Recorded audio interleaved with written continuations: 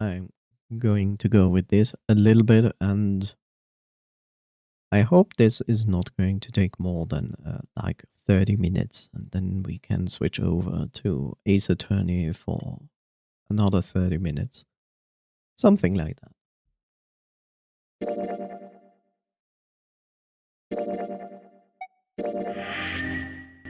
Well, now we have these 2 rooms.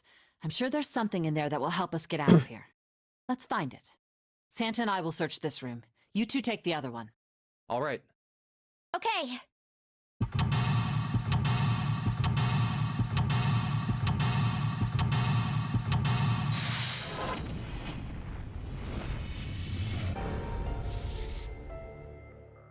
No way!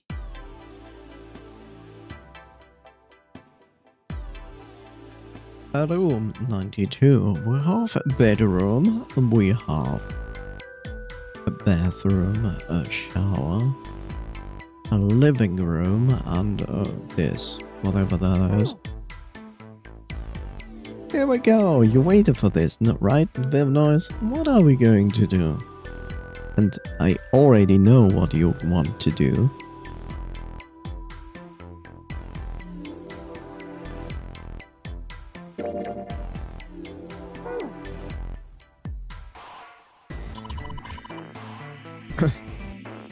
The vase looks expensive. I wonder how much we could get for it. Are you gonna steal it? Looks like a valuable vase. Empty though. It looks like there's a room to the right of the vase. Yes? Or did you mean this vase? Which I cannot click on. I'm sorry.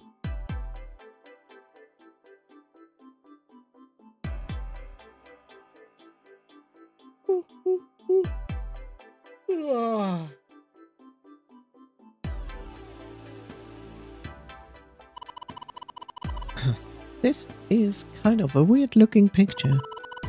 Do you think it's an abstract painting or something?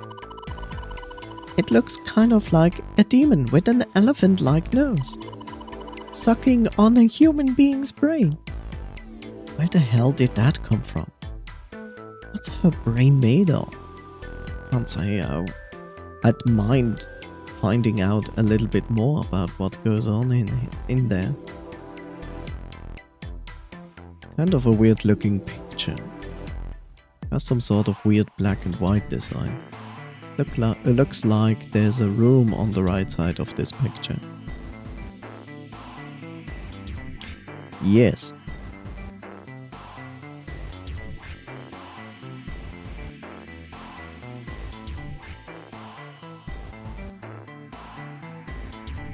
My gosh, I'm so tired. It's not okay. Couch. Ah. Cock sniffer. Ah. You know, it took me like 3 months. Like, I think 3 months. And I finally got a corgi sub. Was worth it being persistent. Jumpy, what are you doing? We don't have time to be relaxing on the sofa. Okay. It's a sofa. Maybe I should sit on it. June will get mad again.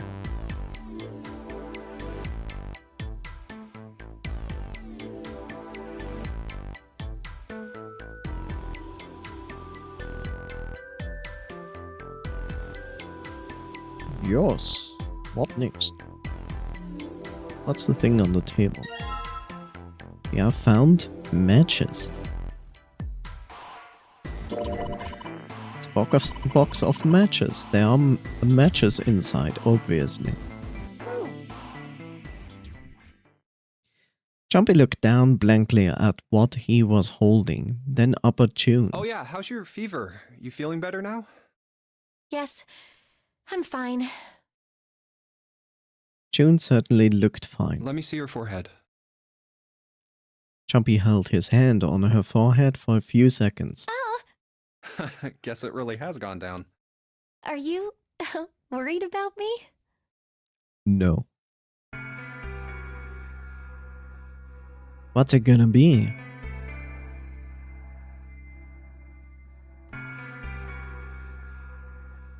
What? First, I guess I am. Yeah, I guess I am. Stop repeating what I said. This is your friendship. June blushed and giggled. By the way, Jumpy. Hmm? How did you end up here? What do you mean? I told you earlier, didn't I? There was a man with a gas mask when you got home at night. You inhaled some white smoke and passed out. When you woke up, you were on D deck. On D deck. Damn straight. But is that really the truth? What? Jumpy, are you hiding something from me? No, why would I? Well, if you think about it, this is awfully suspicious. I mean, why would two childhood friends bump into each other in a place like this? Hey, I could ask you the same thing. Are you hiding something? What would I hide? Well, I don't know. Anything. I mean, you're hiding it. How would I know? You mean like the number of men I've dated? Jumpy's heart stumbled over itself. Do you want to know? I had to admit, he was a little curious. Don't worry. She smiled at him. Only 18. Times 0. Yeah, I guess I just haven't met Mr. Right yet. Damn double standards. June looked a little embarrassed and scratched the back of her head in a desperate attempt to seem nonchalant. Yeah, I see. Jumpy coughed quietly in much the same way. Suplex her, bro, no witnesses. Anyway, I'm not hiding anything. Just like you, Jumpy. He isekai'd her. He's gonna isekai her with a double suplex. When I woke up, I was on D deck. Well, you do have a point. I mean, why did Zero pick us? We haven't seen each other since elementary school. I wonder. June nodded, and for a few moments she had the faraway look of someone in deep thought. Look for what connects the victims. That will lead you to the culprit. Do you remember Seven saying something like that? Yeah, I do. So? Well, that's what I'm saying. I think this must all have something to do with a classmate of ours. One moment.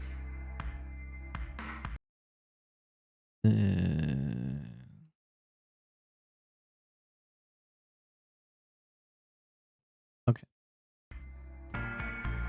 You got any ideas who it might be? No, nothing.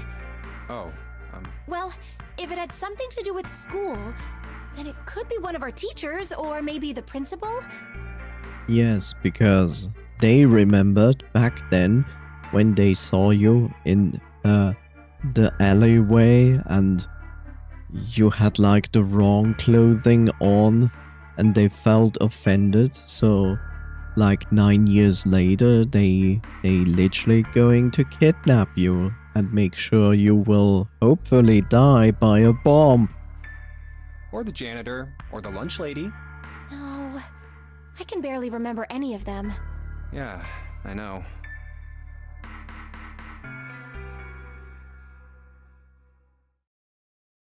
Jumpy went back to searching, feeling unpleasant and confused. Elementary school. Was there anything strange that had happened in elementary school? As he searched the room, he continued to rack his brain.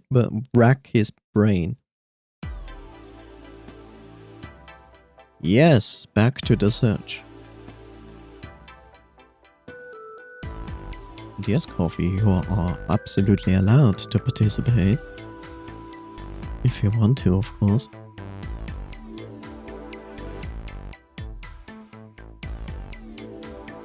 What to do next? The drawers.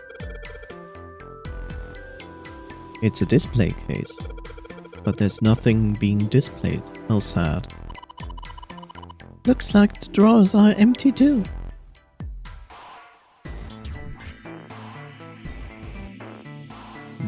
Next. Door.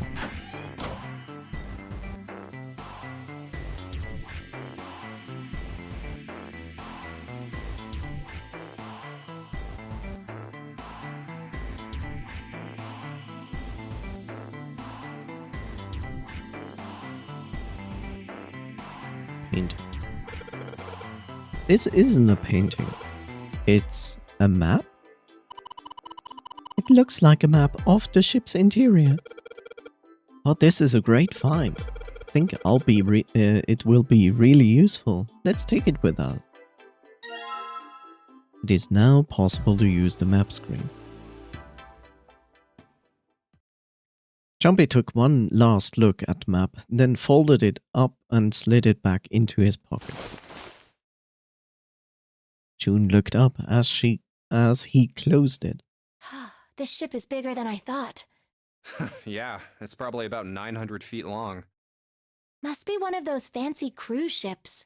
Of course, it doesn't really look like a cruise ship. Everything in here is really retro. Even if it's just some sort of style choice, there's just too much. Do you remember what Zero said?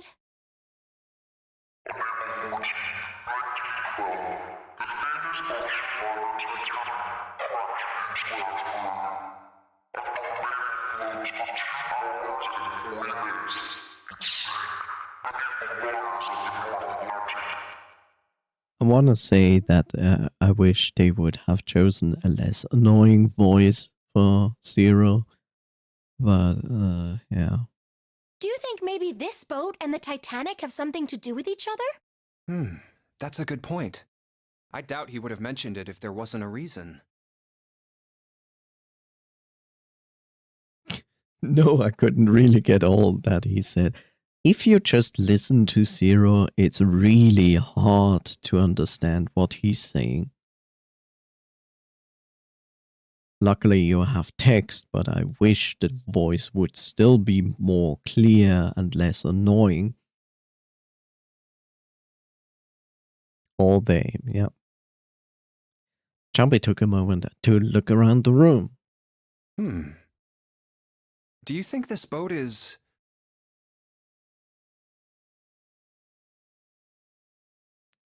Yes.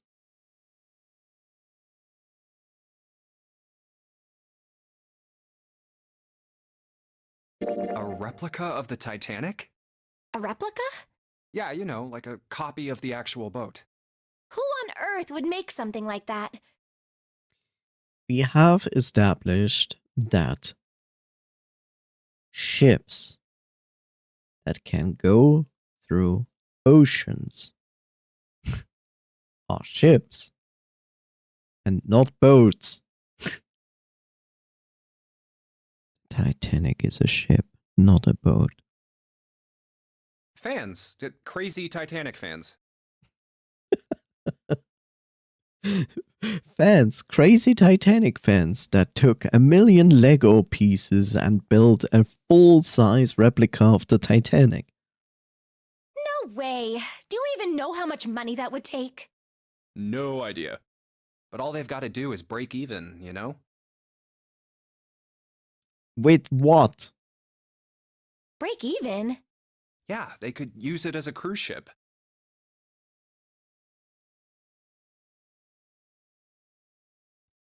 Jumpy, I think you are not aware how expensive it is to run a cruise ship.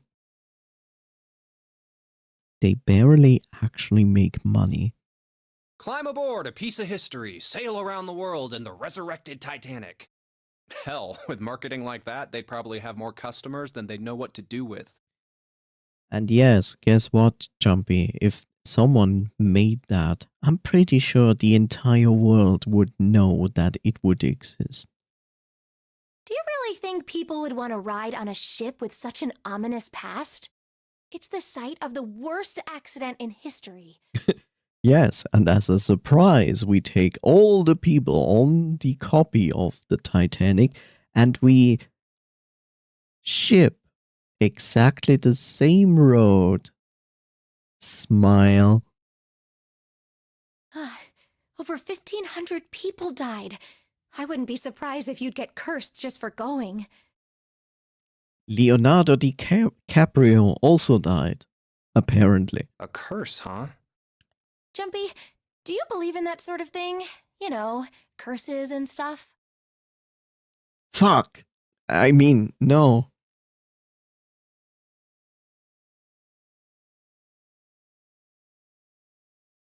What's it going to be?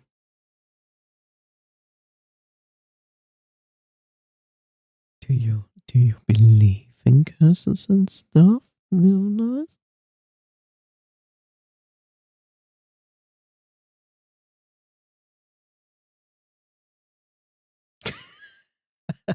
Coffee's turn.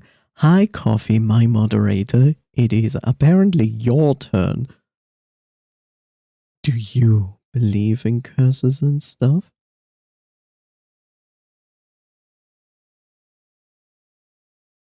Since I never know what Coffee is actually doing, I don't even know if he's hearing me, and even if he's hearing me, I never know if he's playing a game. I believe in CBT. Okay. And now for an actual answer.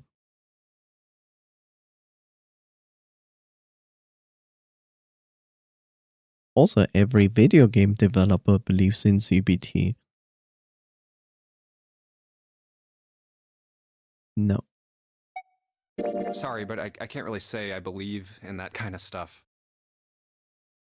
Tact was not one of Jumpy's many better qualities. What about you? No, I guess that's kind of a dumb question. Yes, I do believe in curses. In fact, I think it was a curse that sunk the Titanic. What? A curse sank the Titanic. The curse of the Egyptian mummy. Jumpy couldn't understand how June had maintained a straight face to say that. Supposedly, the Titanic carried the mummy of the priestess Amun-Ra, which was stolen from a pyramid. And they say that the mummy had a history. Everyone involved with it died mysterious deaths. Come on, I'm sure you've heard of it before. Those who open the coffin will be forever cursed. Haven't you ever heard that one? What is this horoscope shit? So you're saying the Titanic sunk because of that curse? That's right! June's eyes had lit up with excitement like a child with a new toy. That's stupid. I don't buy it. It's true! How can you be so sure? That mummy wasn't just a normal mummy. It was really mysterious, totally unbelievable. What is so unbelievable about it? Well, supposedly, she was really pretty. Pretty? Yes, But she was a mummy. that's right. She wasn't all shriveled up or rotten or anything. She almost looked alive. Oh, okay, I get it. Okay, it's that thing. I don't remember the name. Where your body turns into some kind of wax? Yeah? The fat in it turns into something kind of like candle wax, right? And Yes, saponification, but that's not what it was. huh? That's not it. She wasn't wax. Then what was it? They say that she was frozen. What? Frozen? That's right. The whole body was frozen solid. You know how a human body is more than 60% water? Well, all of that water was frozen. The story says that from the time of its discovery all the way through to when it got put on the Titanic, even though it was carried through the desert, her body never melted. That's crazy. I think so too, but maybe it's true and we just didn't know about it before. Weren't we in a hurry to get out of this room? No, actually not. To some degree. Like, yeah, sure, we have the time limit imposed upon us for until 6 a.m., but... So how does this affect us now? Stay tuned and you shall see. I didn't know? Yup. Maybe it's common sense to eat shaved ice in the desert because it lasts forever. Huh? Nah, that seems too silly to be true. But maybe it isn't. It just appears that way because you didn't know it was true. Well, yeah,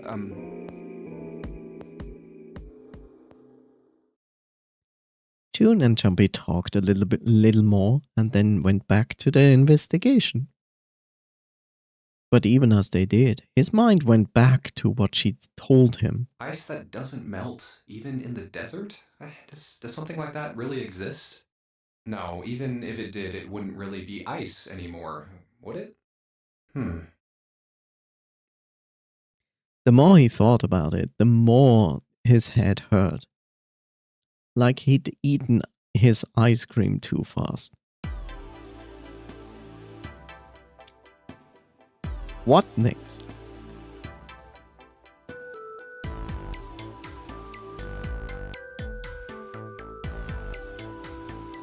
Bottle. By the way, I have to say that this bed looks extremely uncomfortable.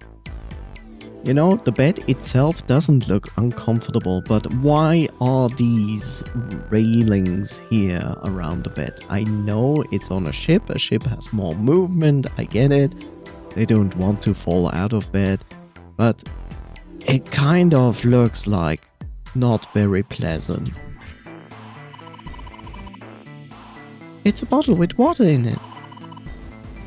This is a bedroom.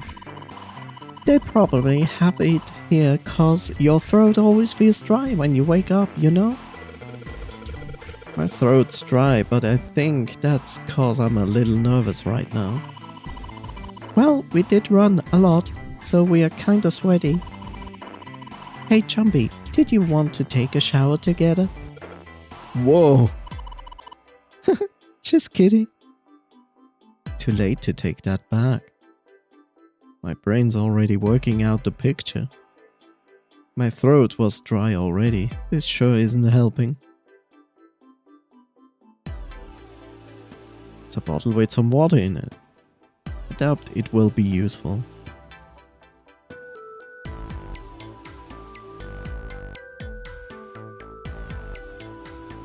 It's a light blue blanket with some design on it. Someone's made the bed, or at least never unmade it. There's only bed sheets under the blanket, nothing exciting. Look! Look, there are two pillows right next to each other. Guess it's a double. Huh? What's up? Huh? What's up?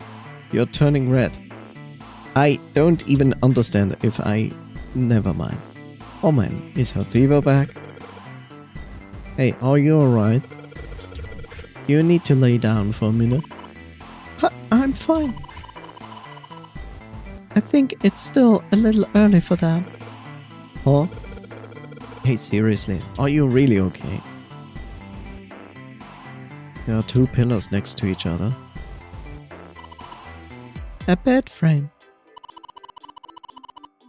Now don't we have to worry? Now we don't have to worry about falling off. I toss and turn when I sleep. She's blushing again. What the hell is she thinking about?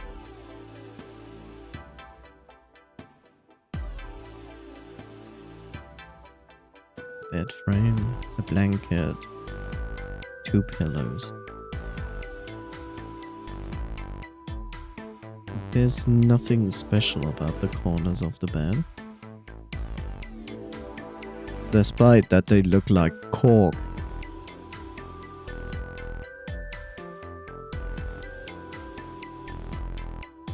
There's nothing on the ceiling, nothing on the walls.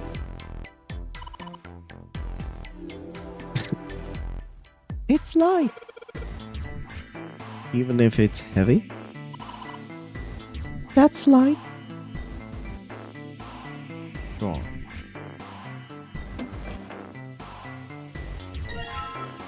We have found the dresser key. A key? Do you think it's the key to the dresser?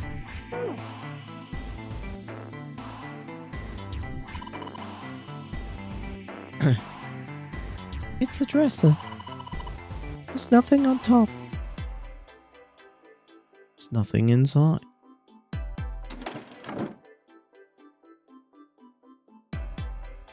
Chair that goes with the dresser. There's nothing particularly interesting about it. Can you lock it? Nope.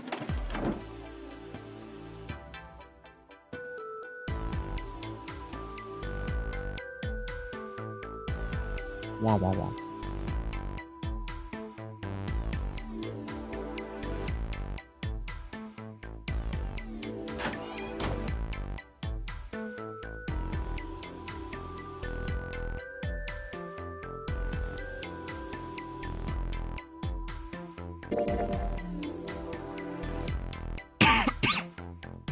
Sorry.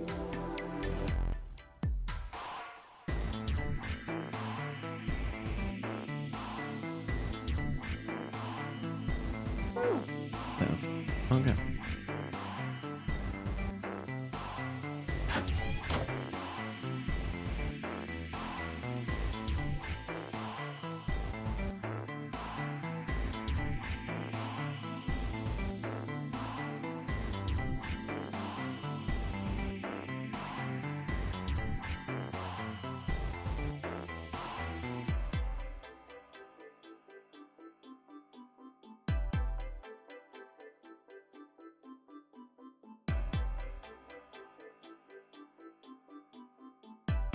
It's just a shower head. There's nothing special about it. That's the shower knob. Let's see if anything happens when we turn it. No water's coming out. It's a shower knob. There's no water coming out of the shower. There's a little blue platform protruding from the shower wall next to the knobs. It's for putting soap on. I used a shower once, so I know. A soap holder.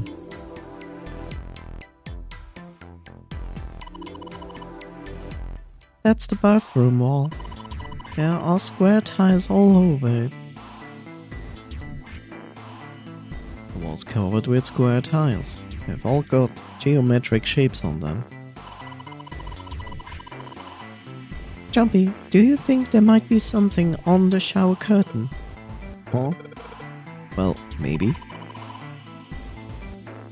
You wanna try closing it?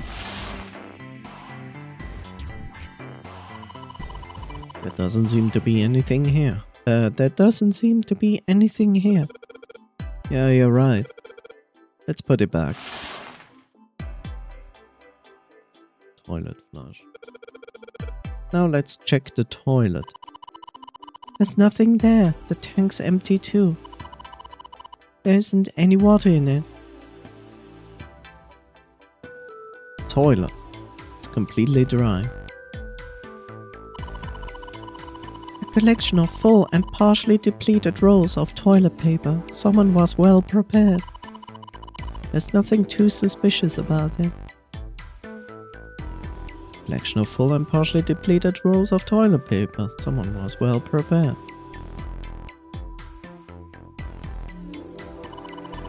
It's a shower head. It feels dry too. That probably means no one has used it in a long time.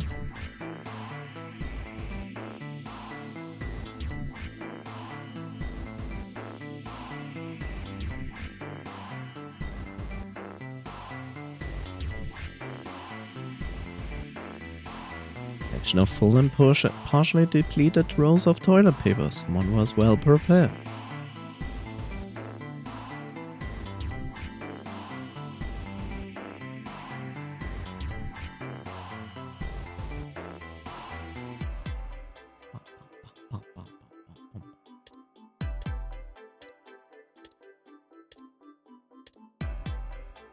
Matches on toilet paper. Collection of blah blah blah blah blah blah.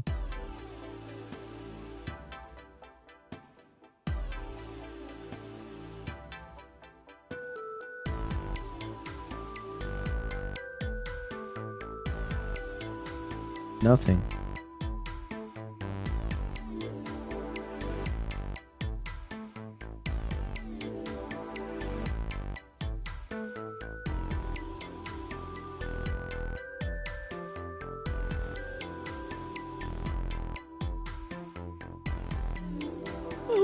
Wow.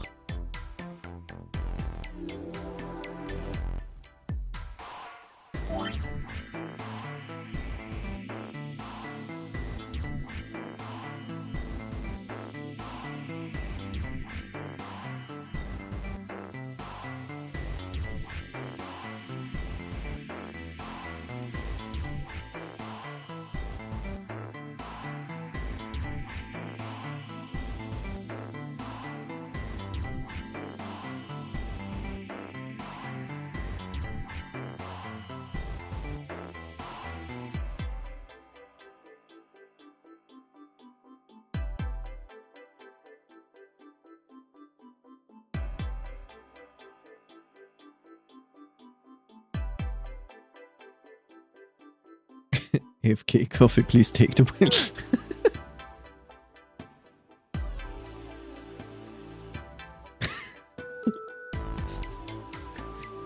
It's always the situation I imagine, like when someone says that, it's basically like both people sitting actually in a driving car and the driver like literally takes off the wheel and gives it to the person next to him and goes like, take the wheel. It's like,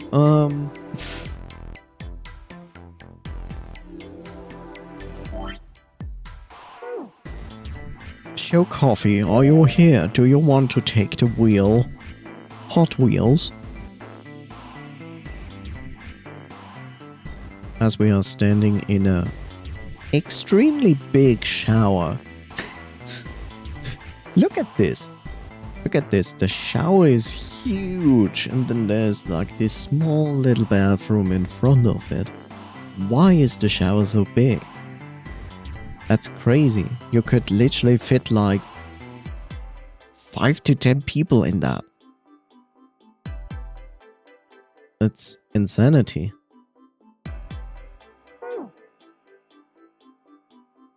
Coffee is most likely busy. Or ignores me. Yeah. Why don't we go back to the living room? Okay. Let's go back. Wow.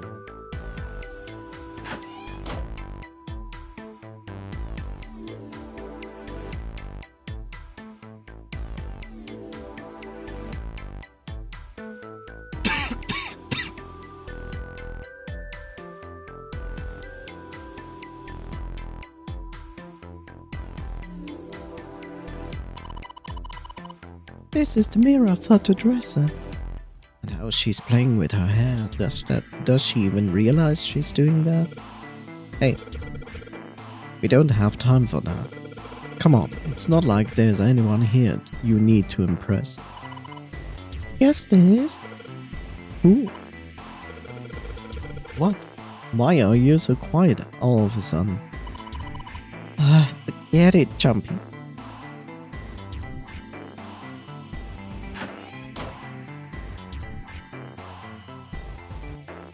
It's a round wooden table. There's nothing in the display case. The drawers are empty too. Okay, so far.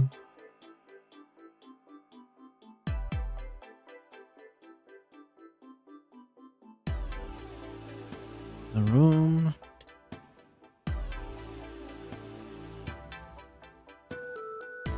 Pattern looks like there's a room on the right side of the picture.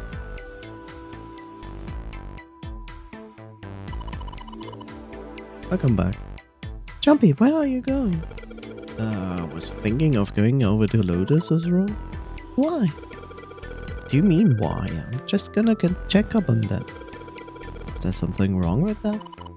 Oh, no. Come back soon. Sure thing. I'll leave the rest to you. Sure. Leave it to me. Alright, off to the other room.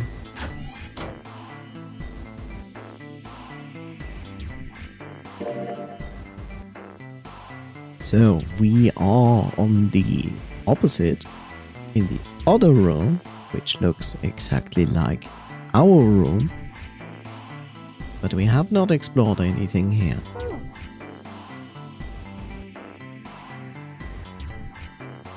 And no, there was nothing else in the other room.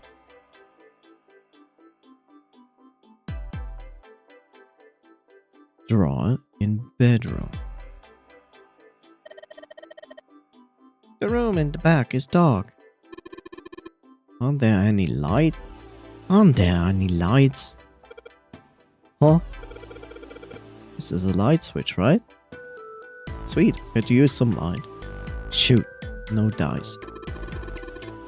You think the bulbs burned out? Either that, or the electricity in this room, to this room was deliberately shut off. I don't really give a crap why it doesn't work. It doesn't work, and we can't do shit about it. It's way too dark in here to see anything. You're going to need some light.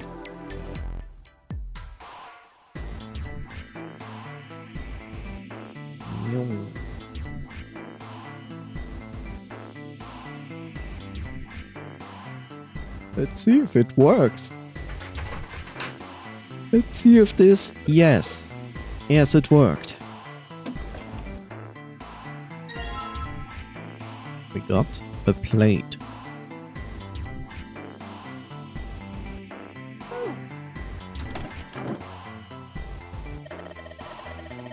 Doesn't look like the light turned on.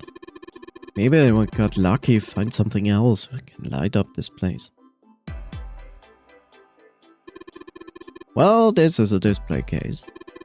Check it out. These plays and shit look really expensive. You wanna take a look? Apparently.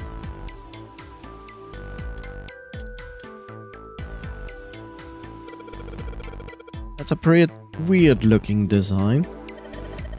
Looks like a Holstein pattern. A number of expensive looking plates in here. Vase looks pretty expensive. Vase looks pretty expensive. Shit. It's not opening.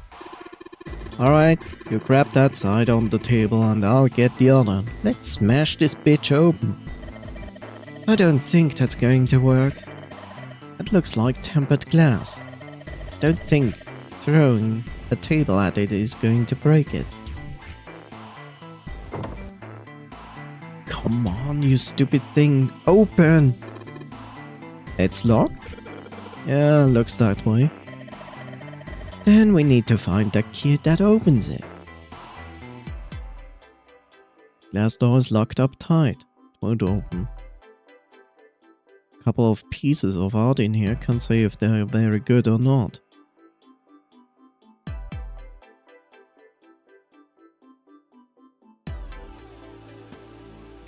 I can't click directly on the drawers.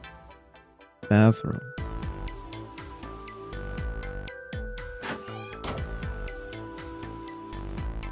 What now? Bathroom or candle?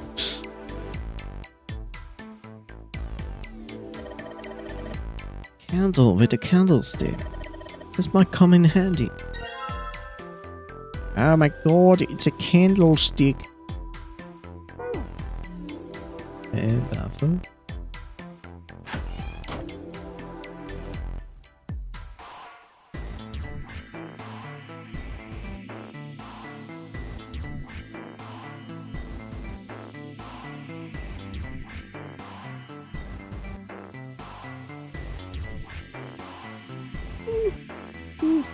Ugh.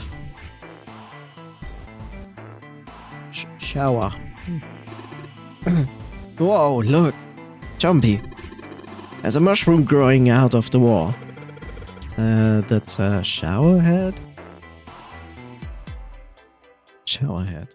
It's dry and it doesn't look like it's been used for a while. That's the shower knob. I tried turning it, but no water comes out.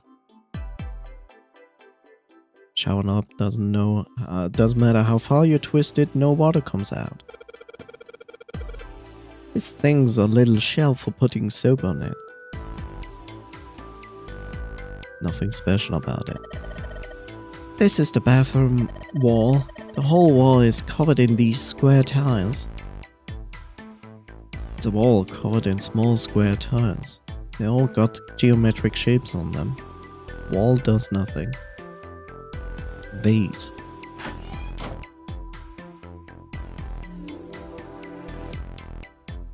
Looks like a valuable vase. Empty though.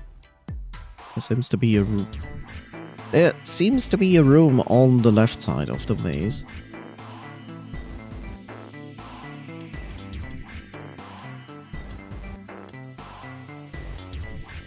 Ouch. Hey, check this out. That's a pretty nice sofa. I know. It's a shame I can't take it back with me. Huh? What's the matter, Santa? Why are you examining the sofa? Oh, it's nothing. Don't worry about it. Sofa looks pretty expensive.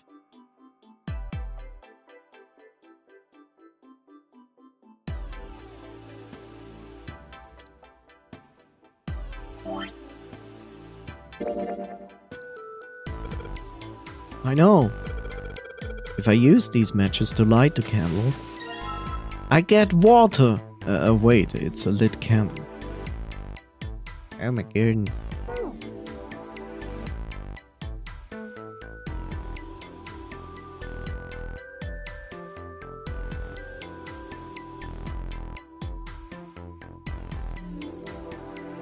Bedroom. You and me? Awesome. With the light from the candle, maybe we can take a look around over there. But it gets hot when I hold it. I want to put it down. Well, why don't you set it on top of the dresser? It's flat there. At least it won't fall over. Oh yeah. Good idea. Hey. It got pretty bright. Now we can look around a little.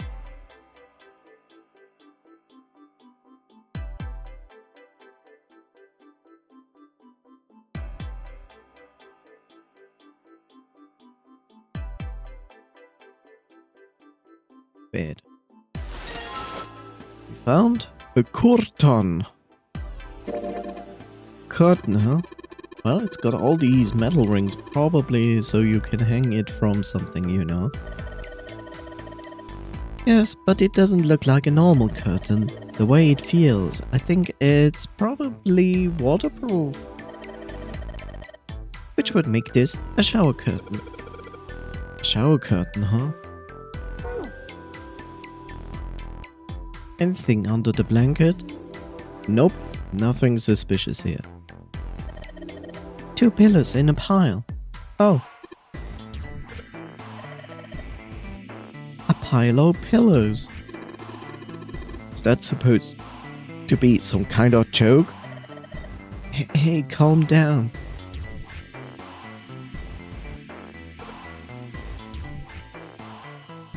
There's nothing there.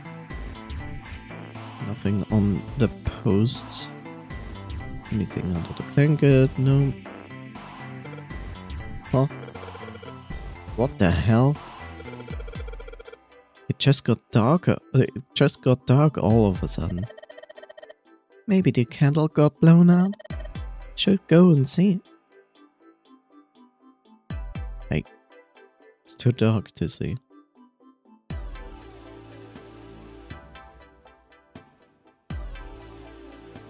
There's a candlestick covered in melted wax on top of the dresser. That is the worst candle in the entire existence of life. Was a full candle and it burned down within 1.5 minutes? Hey, what's this? The top of the candlestick looks kinda weird. You're right. It's all bumpy.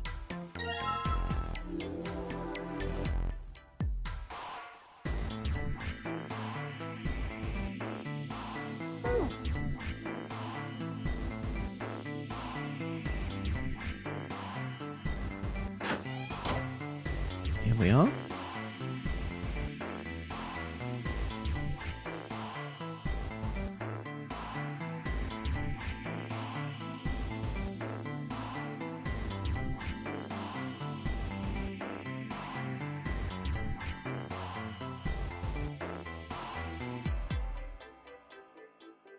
Cabinet door with the candlestick. Okay.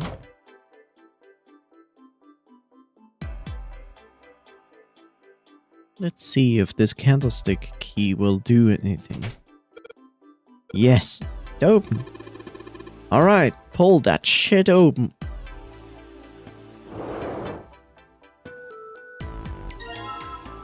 Found another plate. Hey, Junpei, you got a minute? Santa had shown up out of nowhere and gave Jumpy no small start. Here, take this. Santa pulled something out of his pocket. A bookmark? Looked like a bookmark. It had a 4-leaf clover on it. What is this for? Do you want me to read a book? I found it in between some of the cushions on the sofa. Pretty sure it ain't gonna be any help to us, but I figured we might as well hang on to it anyway. Then why don't you hold on to it? Santa gave him a wry smile. You know what I hate most in the world?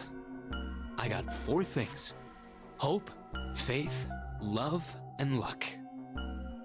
Hope, faith, love, and luck? Damn straight. And you hate these things? Yeah, you got a problem with that? Not really, but... Jumpy tried to figure out how to best to phrase what he wanted to say. What does a bookmark have to do with any of that? Santa scratched the back of his ear and looked awkward. Well, see, each leaf on the 4-leaf clover has a meaning to it, okay? And that meaning is pretty much those 4 words. It's like a flower language. Well, I guess it's not a flower, is it? So, leaf language, I guess? Yeah, you could call them leaf words. Leaf words. Jumpy looked at the bookmark. Hope, faith, love, and luck. The meaning of the leaves on a 4-leaf clover. So, yeah, I want you to take it, okay? Just touching it gives me the creeps. Take the damn thing, alright? Santa pretended to shiver with disgust and shoved the bookmark into Jumpy's confused hands. Here. What do you want to do?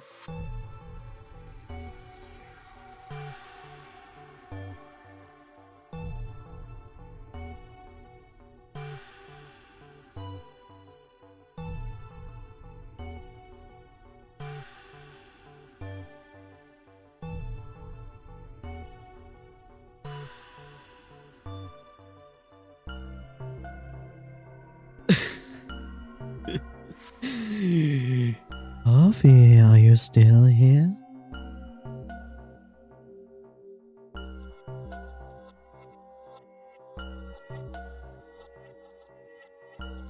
He most likely is, but there's a good chance he might be busy with the game.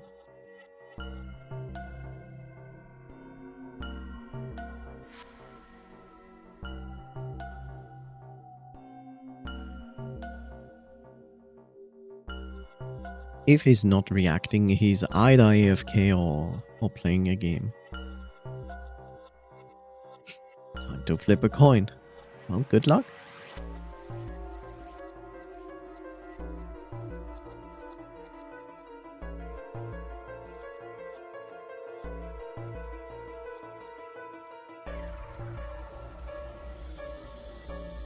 Okay, just take it. No need for the coin. Decided to take it. After all, why shouldn't he? Alright, sure. I'll take it. Shoved the thing into his pocket and gave Santa a last confused look. Oh, man, I feel a lot better now. That thing was a real pain, you know? Do you really hate those 4 words that much? Yeah, well, they can all betray you, you know? Hope, faith, love, even your destiny. What happened to Santa? Jumpy wondered. How had he become such a bitter person? For a moment they looked at each other. Well, that's not my only reason. What? That's not the only reason I hate the 4-leaf clover. I just can't bring myself to like the number 4. What, worried about the 4 horsemen? Nah, come on, man, that's just silly. Maybe back in the Dark Ages that kind of crap scared people. But this is the 21st century, and I'm a 21st century guy. I'm a little insulted. Then why do you hate 4 so much? 'Cause it's a half-ass number. Not the best or the worst, that's why. What? 9 is a way better number. So what if it's last place, right? At least it's not some lame-ass middle number. What are you... Santa's explanation made no sense. Jumpy was even more confused than before. You play? play?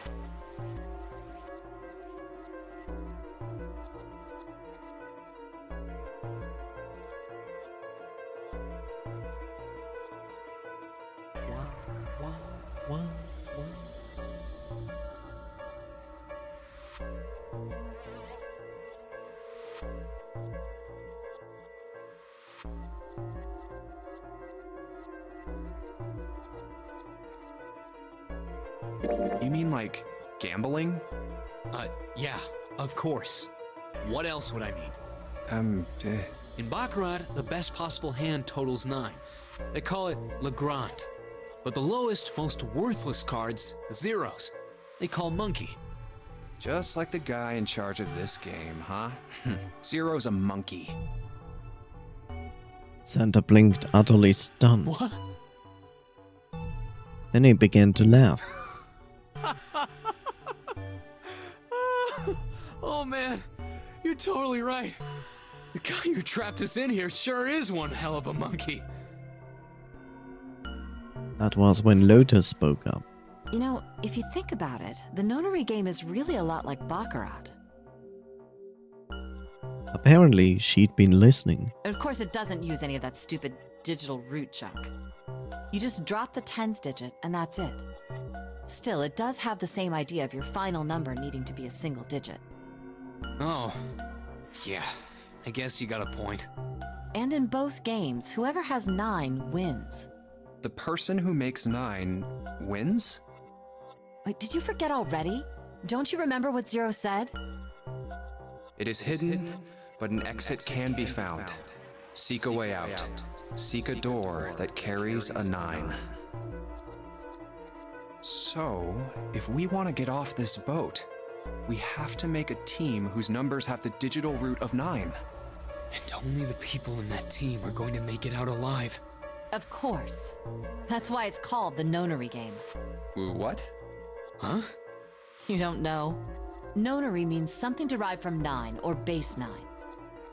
It's derived from the Latin prefix nona, which means 9. While we're at it, the prefix for 1 is uni. You know, like the unicorn, the horse with 1 horn. 2 is bi, like binary. Binary means composed of 2 parts.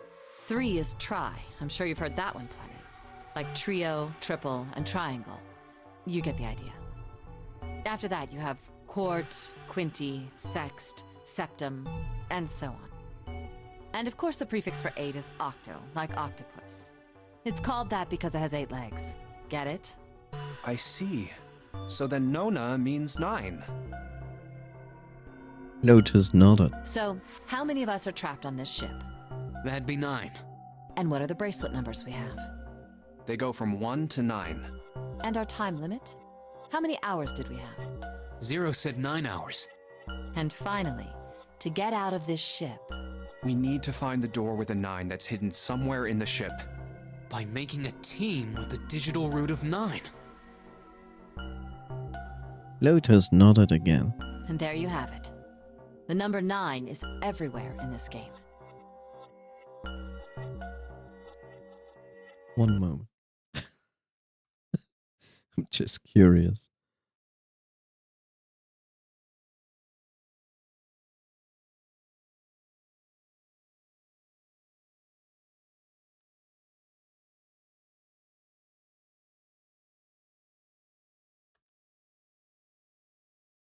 Okay.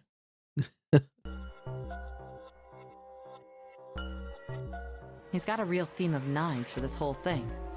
No wonder it's called the Nonary game.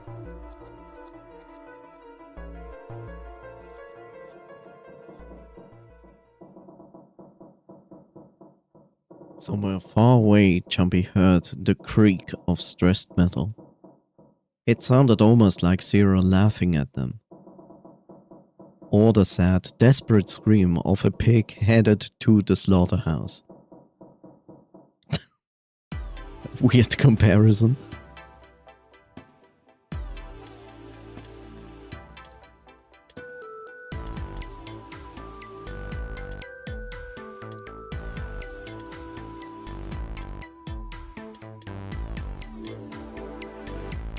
Shower.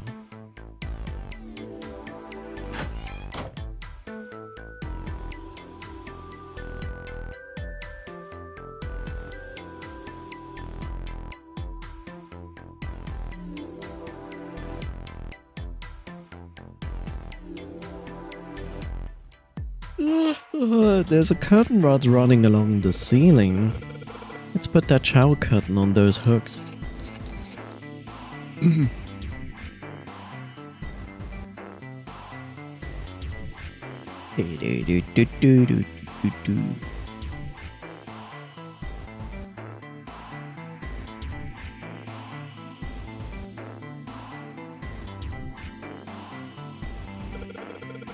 Let's try spreading the curtains.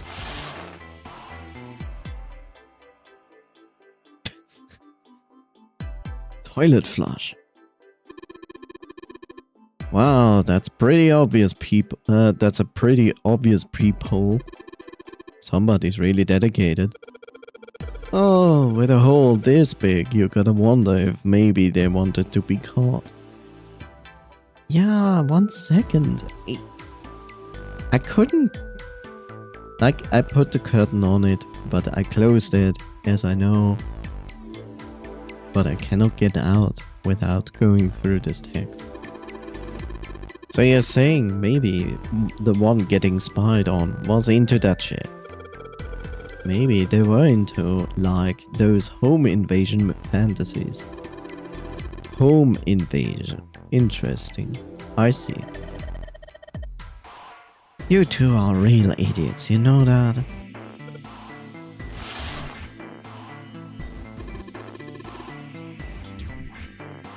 Is there anything in the toilet? Guess not. Tank's empty too. Toilet. There's nothing suspicious about that. Thank you, Bob.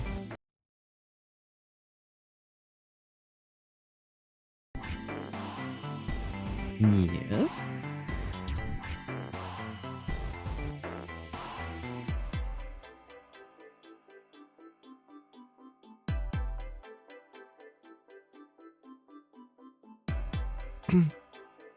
Okay, curtain.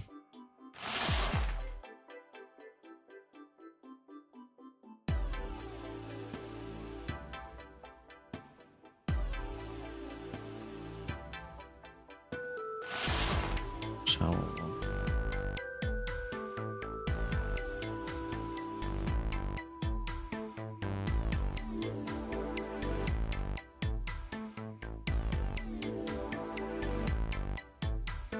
Wow. Let's try spreading the curtains.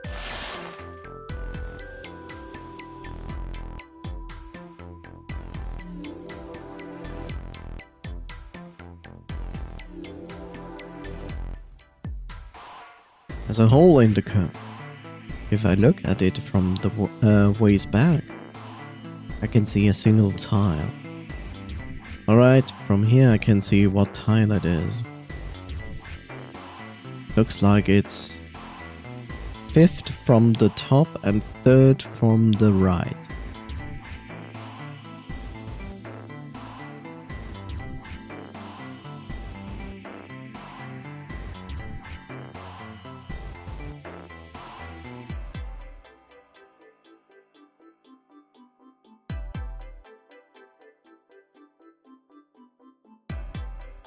Yes.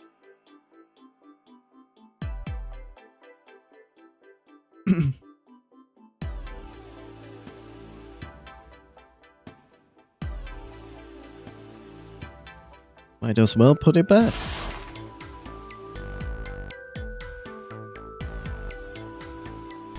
One, two, three, 4, 5. Alright, looking through this hole I can see a white tile, 5th from the top and 3rd from the right. Let's have a closer look, shall we? Nothing strange here. Nope, that thing's not budging. Well, that means...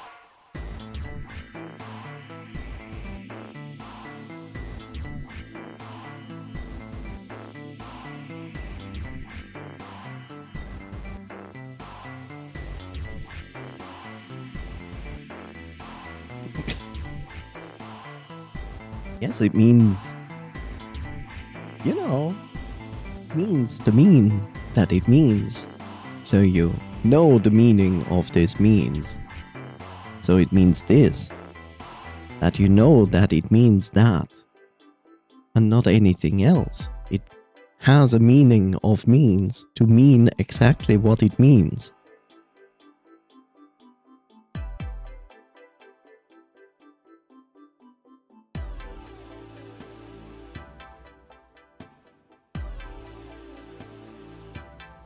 Come on, Fifth Noise.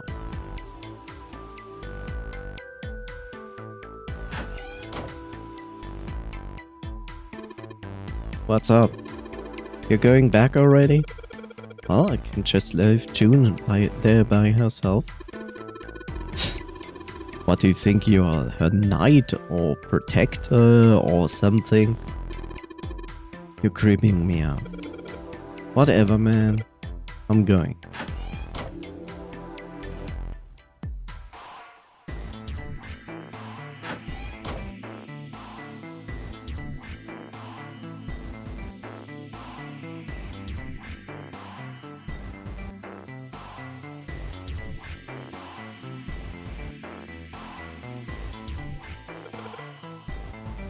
Here it is.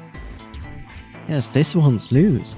I think I can get under this with my nails and... Yes! You got a plate. And this... well... Oh.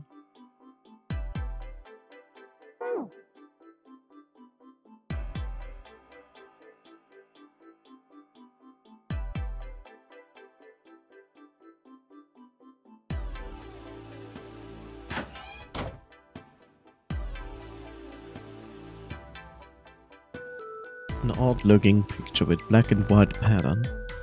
Looks like there's a room on the right side of the picture.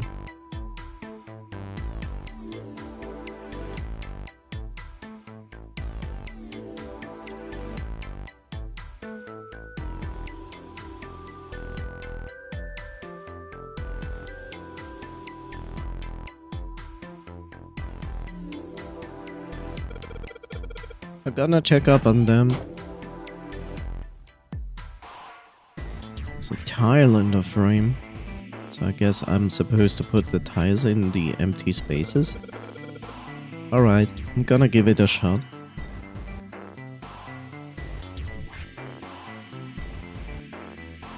Oh, joy!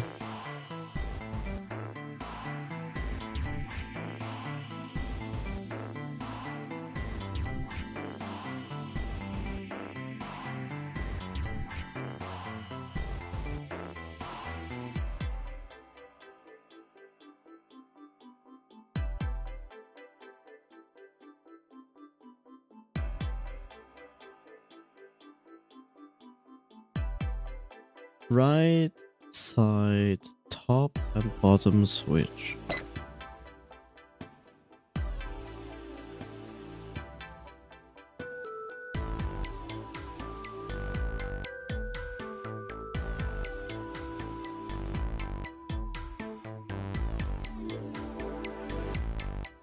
Top row switch.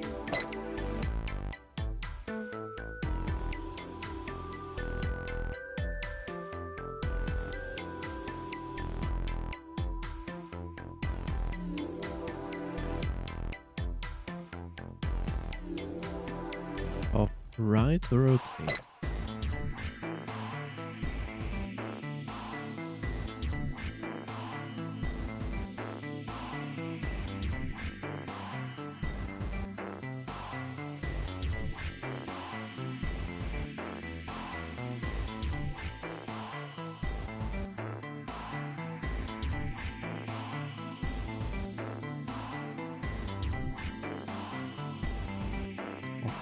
Rotate.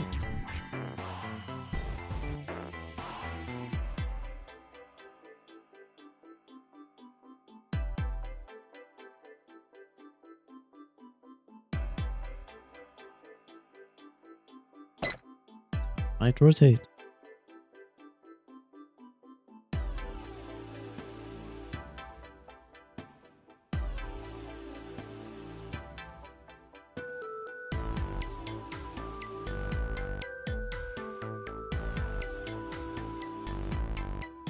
Top left rotate twice.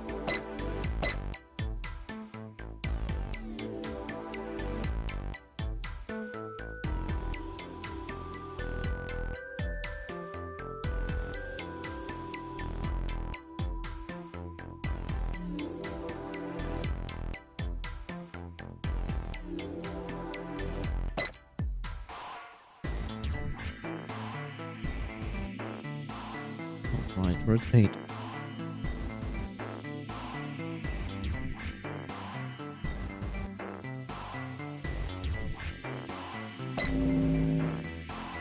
Correct. Yes. I did it. There. Picture complete.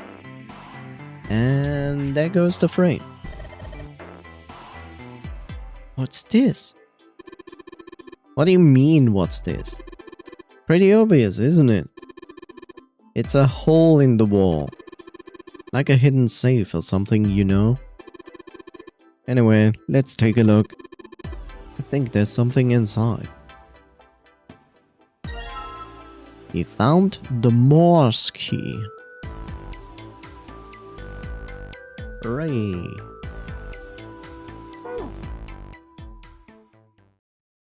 Jumpy messed around a bit with the key he had and looked blankly at the picture that slid down. What's the deal with this picture anyway? Santa had only been mumbling to himself, but it drew Lotus's attention. She looked at the picture and paused. I think I've seen this picture before. Where? In a book. There's a British biochemist named Sheldrake. He has a rather interesting theory. I saw this picture in his book. What's this interesting theory? Morphogenetic fields, which relies on the theory of morphic resonance. Man, I can't deal with this. Just listening to you talk about it is giving me a headache. Santa put his hands on his head as though he were in great pain. Lotus merely arched an eyebrow in his direction and continued. It's not a difficult concept to grasp. In essence, he states that the shape of living organisms and their behavioral patterns are transmitted through a field not visible to the eye. What part of that isn't difficult, exactly? Lotus did not look pleased. All right, how about this? Theory of the telepathic mechanism. Telepathy? Yes, telepathy. Well, perhaps not exactly telepathy, but it's close enough for a simple approximation. Santa suddenly burst into laughter. Are you serious? Telepathy? Who do you think we are? Kids from the 70s? I can't believe someone would actually do serious research on something like that. Yes, I agree. Lotus's response was surprisingly curt, jumpy, and had expected at least some conflict. I read the book, but I can hardly say I understood it. I'm in no position to defend or condemn anything it said. It was probably just someone latching onto a statistical outlier from some study and turning it into a ridiculous theory. There's no scientific merit to any of it, I'm sure. But even so,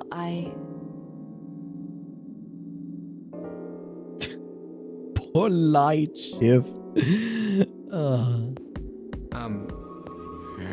Anyway, I saw a picture like that one in his book.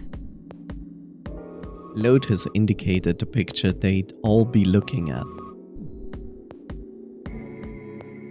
After a moment, she walked up to the strange picture, examined it, and then spoke. Hey, what do you think this picture looks like? Santa answered first. What do you mean? Isn't it just like abstract or something like that? It's just black and white scribbles. There's no meaning there. That's it. What about you, Junpei? Does it look like anything to you? I guess it looks like...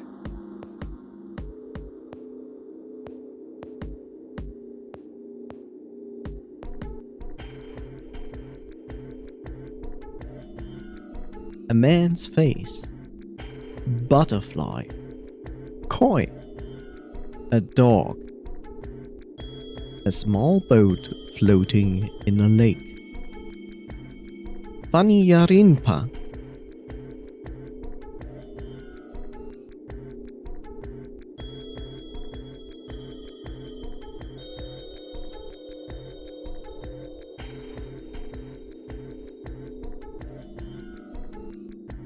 I don't know.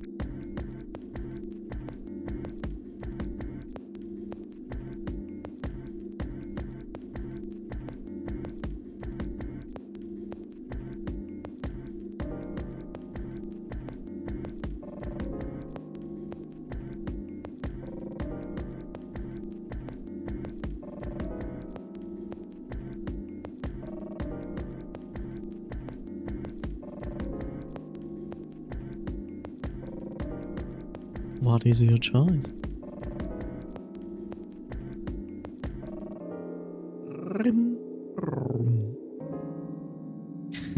Coffee, are you still here? I don't know.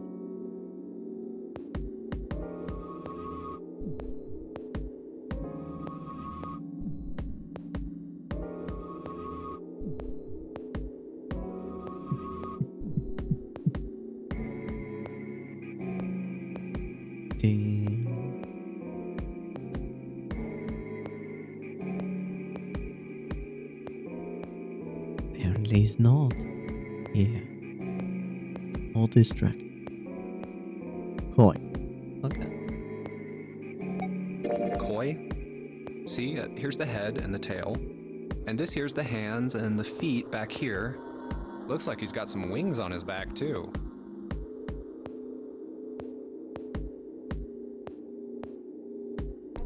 Jumpy indicated parts of the picture that looked exactly like the other parts. After 3 seconds of silence, Lotus looked at Jumpy. I really don't think that's how Koi looks. Junpei, are you just screwing around? Nah. Forget it. I'm just gonna tell you. This is a dog. See? Like this. Lotus pointed out parts of the picture and eventually a dog took shape in them.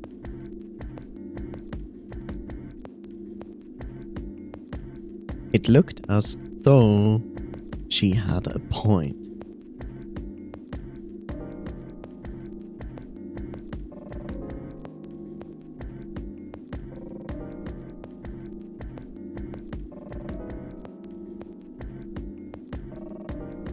It was a dog. Santa also nodded in agreement. So, now we know what it's a picture of, but I don't see how that helps us. Lotus nodded and began to speak. A TV show from Great Britain did an experiment once. They took two similar pictures. Both of them were difficult to identify, initially. But once you figured out the answer, you couldn't see it as anything else. These two pictures. The first was a woman wearing a hat. The other one, well, to make it easier, let's just say it was this picture of a dog. So, their experiment. First, they sent the picture to other parts of the world outside the reach of British airwaves. To Ireland, the US, Africa, Europe, etc. Then, in each country, they gathered a number of test subjects, roughly 1,000 people. They were shown the two pictures and asked, what does this picture look like to you? The results weren't really interesting on their own. 9.2% of the people saw the lady in the lady picture. 3.9% saw the dog in the dog picture. Then, 2 days later, they aired a new program on their show. During the 30-minute show, they broadcast the dog picture and its solution. The audience was estimated to be 200,000 people. After the broadcast, it was a safe bet that the number of people who knew the solution to the dog picture was at least that many. After another 2 days passed, they gathered more research subjects from areas outside the reach of British TV and radio. This time, they only found a sample of roughly 850 people. Naturally, none of them had participated in the first test. They were, however, given the same tests and the same two pictures. The results were startling. 10% of the people saw the lady in the lady picture. The previous test sat at a 9.2% success rate. Not much of a change statistically. The dog picture, however, produced a very different result. The percentage of people able to successfully find the dog, it went from 3.9% to 6.8%, a very significant increase. So do you understand? Do you realize the significance of this experiment? There was no way the second group could have seen the picture. They lived far away from Britain and couldn't have seen it. But even so, it was only the success rate for the dog picture that went up. Why? How did that happen? What does it mean? Lotus looked back and forth, from Jumpy to Santa and back again. Normally calm and collected, she looked now as though she was very nearly possessed, and there was a something manic about her manner. That certain types of dog are more common at different parts of the world? You will see. Santa took an involuntary step backward. Jumpy didn't budge and stared straight back into Lotus's eyes. Oh, wait, does this have something to do with that field or whatever it was that you were talking about earlier? A field not visible to the eye. So, if more people know the answer, then that information will pass through the field. Huh. Psych! Her manner suddenly shifted and Lotus smiled broadly at Jumpy and Santa. She waved her hand dismissively, doing her best to laugh at the whole confrontation off. Doing her best to laugh the whole confrontation off. Okay. I was just kidding. You really shouldn't take me seriously. Well, I mean, the things I just told you about are true. They really did happen. But the results of that experiment really aren't anything to go by. They could have easily falsified them. In the end, I'm sure they were just in it for the ratings. They are a TV station after all. At last it seemed that Santa had gained control of his composure. Right! Man, I gotta admit, you had me there for a minute. I, really thought you were serious. Of course not.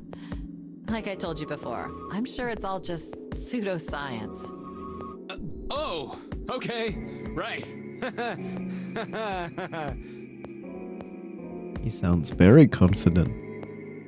Santa and Lotus laughed and gave one another jovial claps on the shoulder. Jumpy, however, didn't feel so much like laughing. Something felt wrong, unclear. All right, enough nonsense. We've got the key. Let's get out of here. Word. Lotus and Santa walked away from the picture, but Jumpy stayed, staring at the picture of the dog. Huh. A field not visible to the naked eye. Morphogenetic field. The more he thought about it, the more his head hurt.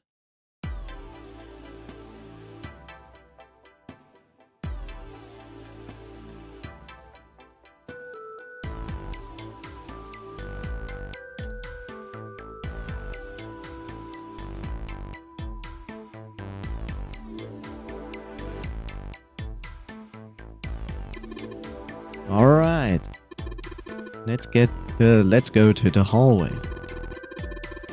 I go get June, and you guys head to the door.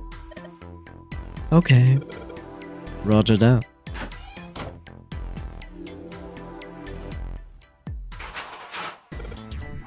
Yes, it unlocked. Good job, Jumpy. Good, now we can get going. Come on, what are you guys standing around for? Let's get out of here. Come on, Jumpy, let's go.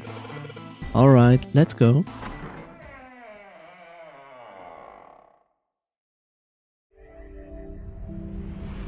You found it!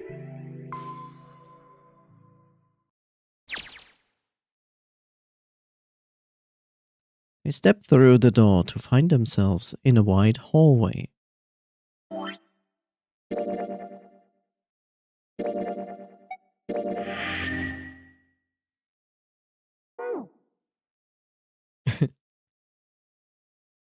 Huh, another hallway. Hello, I'm Mr. Hallway. Welcome. What's so funny? Jumpy, June and Lotus and Santa stopped for a moment and looked at their surroundings. A short distance away, a metal grate extended across the width of the hallway. Come on, open! It's not going to open because you rattled it, you know. Damn it! They took hold and shook it, but it refused to move. Look over here! Nearby was a pair of elevators. Elevators. And the buttons? Of course they don't work. The power must be out here too, just like by the staircase. That leaves this door. Well, looks like we don't have any choice. Yeah. Sure does. Well then, let's open it. Yeah. Oh my god, let you open me. All right, here I go. Jumpy grabbed hold of the knob and quietly pushed the door open. He entered slowly, trying to take in as much of his surroundings as he could. The others followed shortly. Oh, so it's a kitchen. Santa did not look pleased. What were you expecting? Isn't it obvious? The exit? I was hoping this would be the way out of here. You really think it'd be that easy? Yeah, I know. Still. As they talked, Lotus headed deeper into the room. Until at last she stood in front of a door. If we can just get through this door, we should come out on the other side of that grate we saw earlier. But we don't need a key for that? Jumpy, where's your voice actor line? No good. And no, I didn't double click or anything. It was really just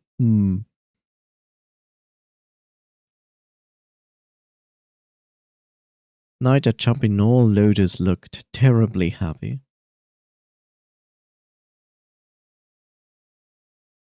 Anyway, let's take a look.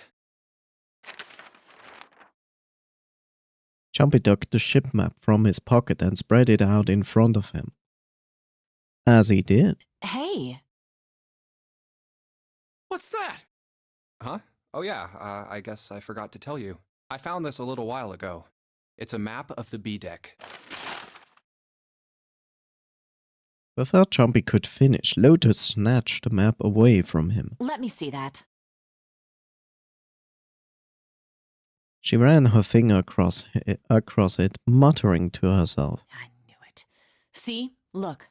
Yes, yes, hold your horses. Jumpy did as he was told. What did you figure out? Santa and June moved over to look at the map as well. This is handy. See? We came in here. Now if we go out there, then we'll be on the other side of the grate. With her finger, Lotus traced a path on the map. How about that? She's right. We can get out through there. There we go. Here, you can have it back. Satisfied that she had been correct, Lotus folded the map and handed it back to Jumpy. Thanks. He took it and slid the valuable piece of paper back into his pocket. There's a card reader on the right side of the door. And that means the key card is somewhere in here, right? That seems the most likely. All right, we know what we need to do then. Let's get moving. First off, I say we split up and look for clues. Blue clues!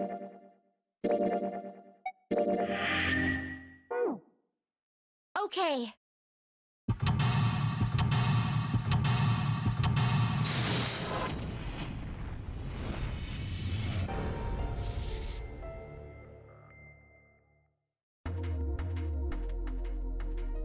Welcome to the kitchen.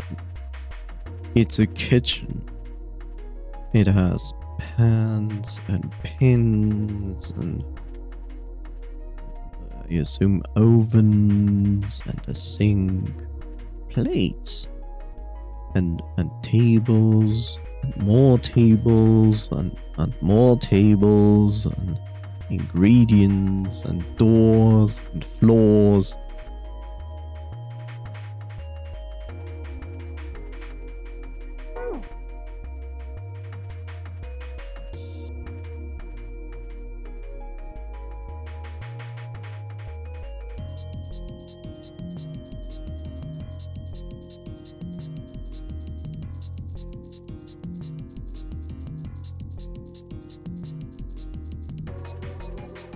What would you like to do? And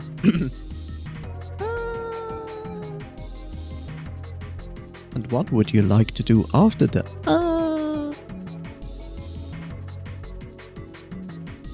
Alt F4.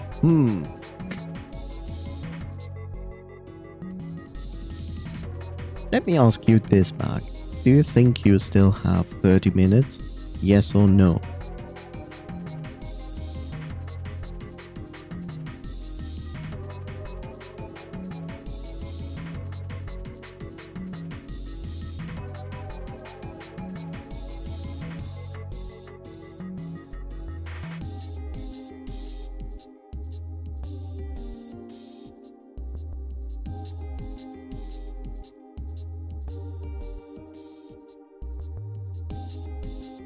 Windows key plus X plus U plus U. That doesn't even work with only one keyboard.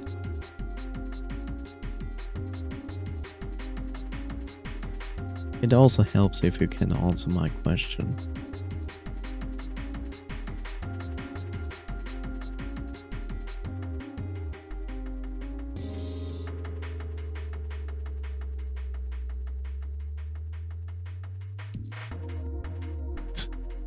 No.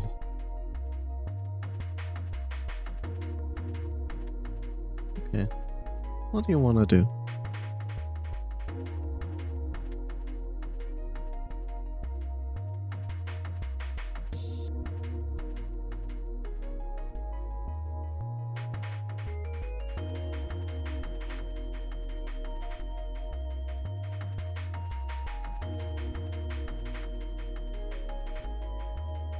What do you want to do in the game?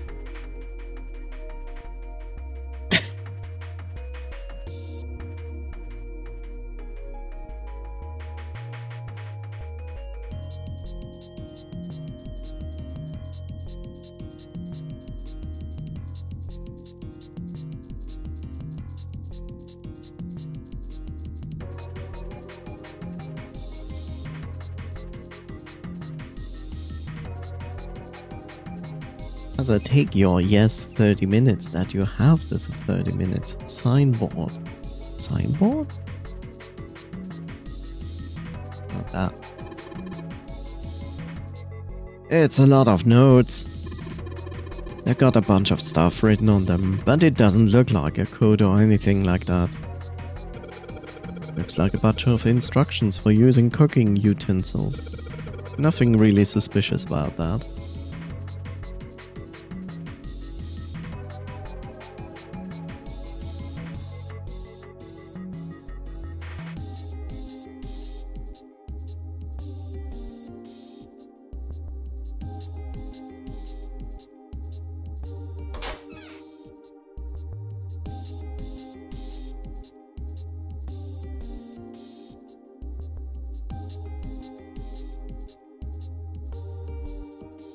Cheese! There are a number of cheeses lined up on the shelf. This is the Gouda cheese, the most famous Dutch cheese. If you don't cut open the casing, it usually won't go bad. So you can store it at room temperature for quite a while. So we can eat this? Cheese! Most likely. Not hungry at all. But I'm hungry. Nobody's making food for me.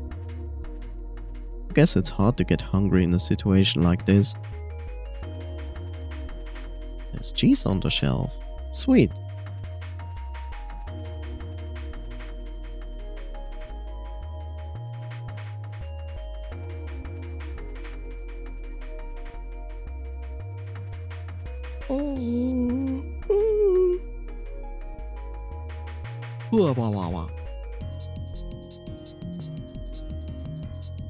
Yes, cheese.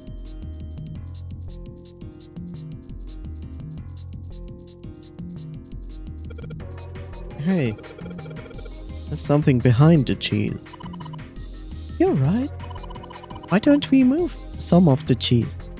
Alright guys, time to move it. June and I need to look behind you. There's a little green bottle back there. Bottle of oil.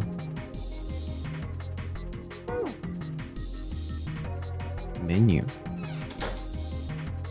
Where is the menu? Where do you see a menu?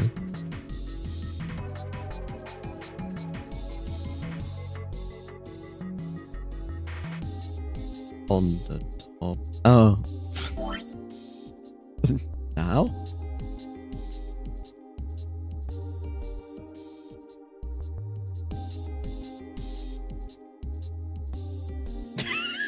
Exit. There's actually no exit. Did you know that? There's actually no exit. This game is made with one purpose. You start it and you never close it.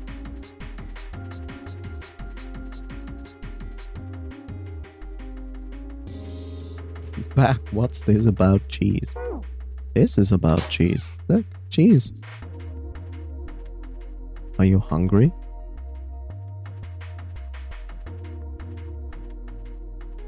Because I'm hungry. Did you make me food, Coffee? Were you so nice today to give me some actual good food that is not fish or seafood?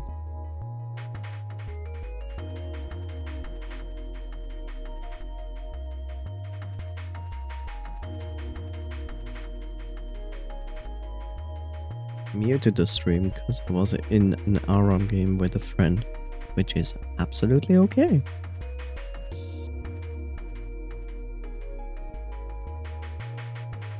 And now you know with noise. See? I can make some Indomie instant noodle for you if you want. What is an Indomie? Some spare shredded cheese left. What is Indomie?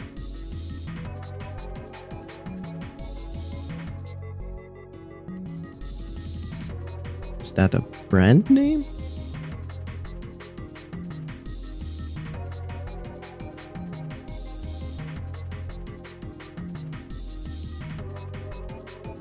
A famous brand of instant noodle. Uh-huh. Sounds a bit boring. I mean, it's just instant noodle with some cheese. The life-changing kind. Ah. Maybe you should send me some of that through the, you know, the Meow portal. Pretty sure you will change your mind if you try it. Potentially. I don't know. The brand doesn't exist here.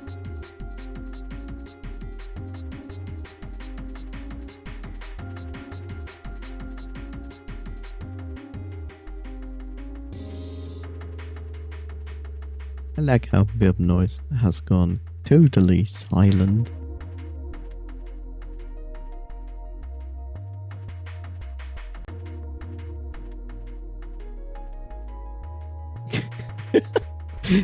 Coffee, please take the wheel.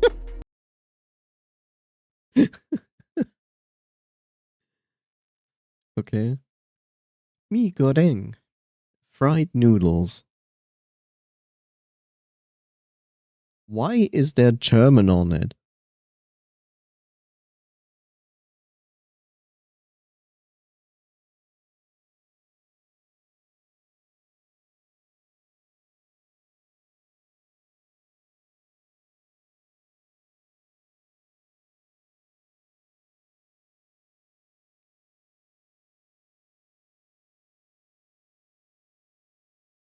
Seasoning powder, seasoning oil, sweet soy sauce, chili powder.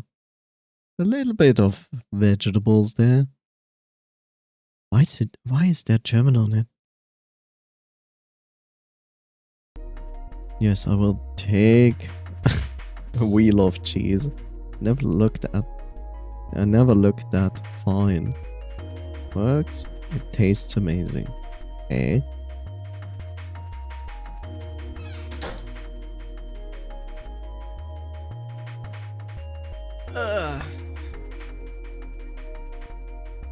I can feel you're both not really into this to continue, so yeah.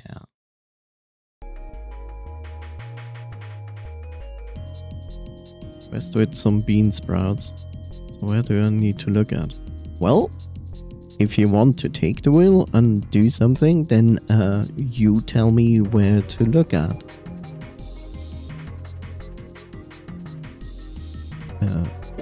Basically, we are in a kitchen. That's the kitchen from above. It's like a D&D map.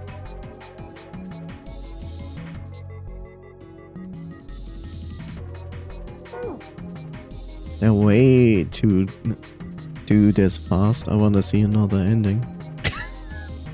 It only goes as fast as it wants to.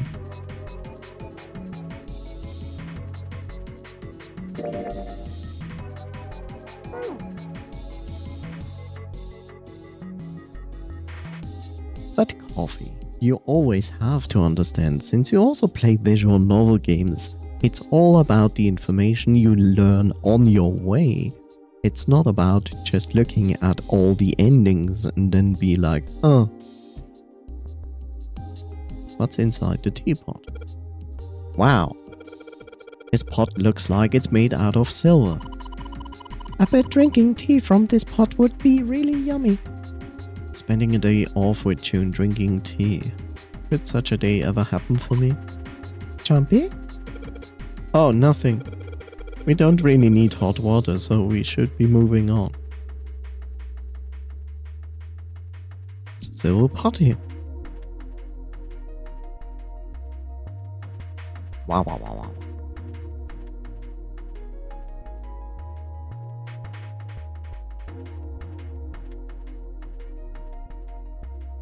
So we already looked at it. There's nothing specific on the bulletin board.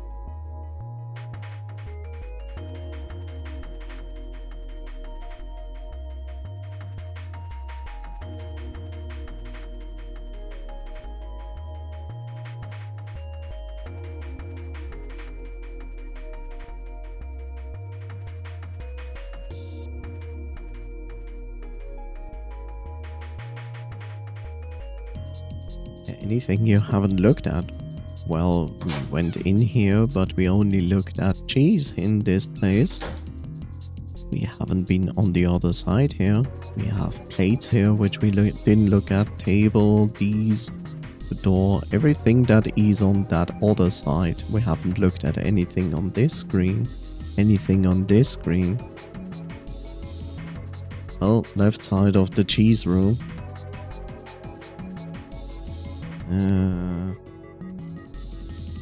Let me look at the map where we are. That is the left side of the cheese room.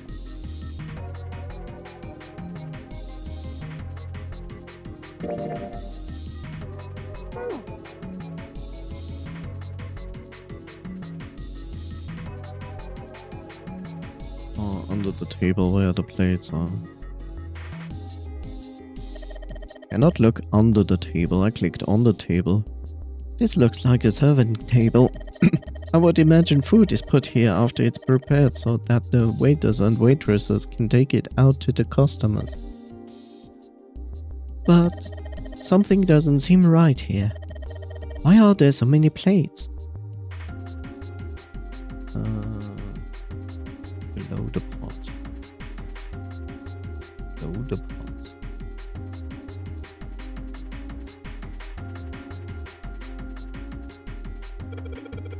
Looks like you can enter a number in this thing. It's an oven timer. It's probably for entering a passcode. After all, the oven door is locked. My guess is that it will open if you put in the correct code. Which we don't have. An iron oven. Looks pretty heavy duty. It's probably industrial quality. Bet you could cook anything with this. Anyway, let's have a look inside. Damn, I knew it. It's locked.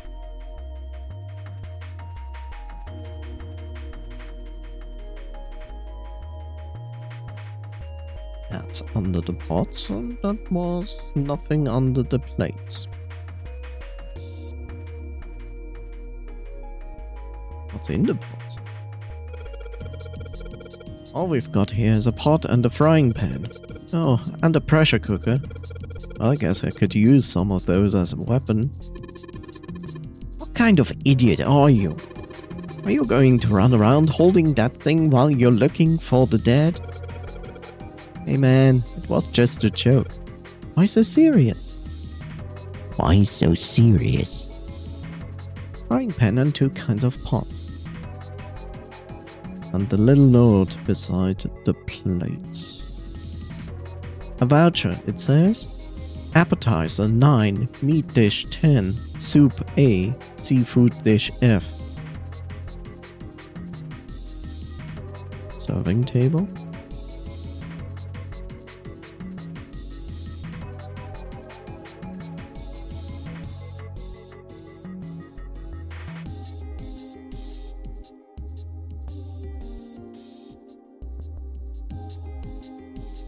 So food is 9 out of 10 as fuck. Probably. Food review time. Yay! I imagine like food review time, and then it's like a small child with, you know, these child clay things, and it makes like food out of it, puts it on a dish, and puts it on front of you and go like, eat! The other table. There are many tables here. Which table?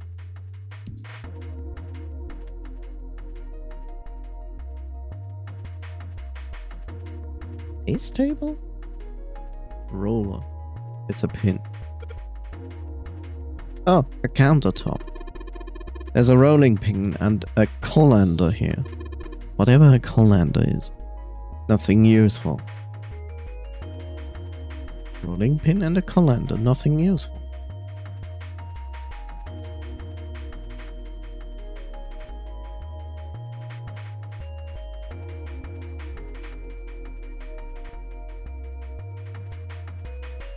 Blah, blah, blah.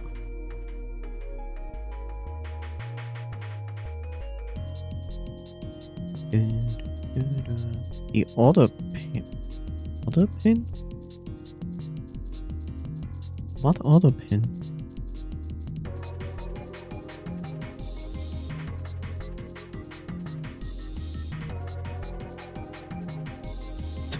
What other pin? There's only one. There's one. You can click on it, nothing happens. That's a bowl. There's another one. Where? If you think this is another one, that is exactly the one we looked at. It's just us in the other side of the room.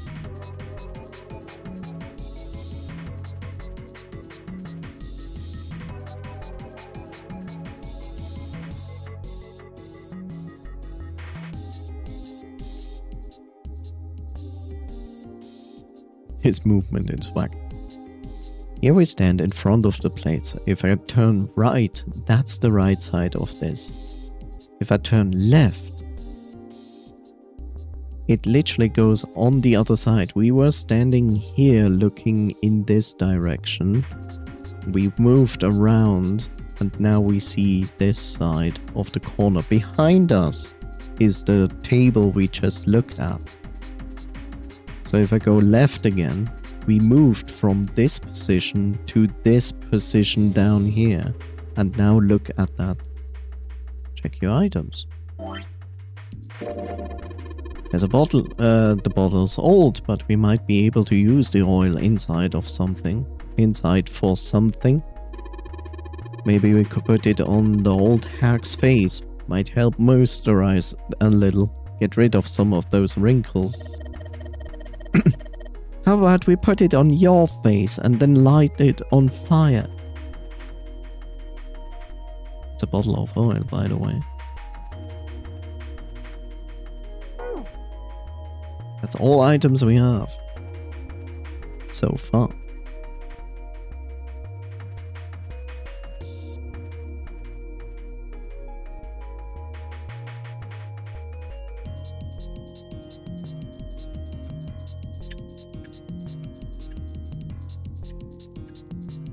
I'm lost. A trash can.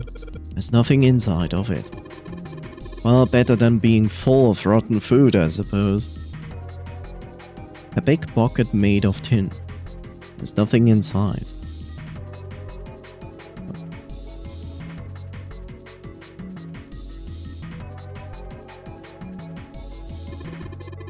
There are lights, buddy. Nothing weird about that. You can see what's in the pot. No, because there's probably nothing in the pot. Maybe this table is for preparing food. There are plates everywhere.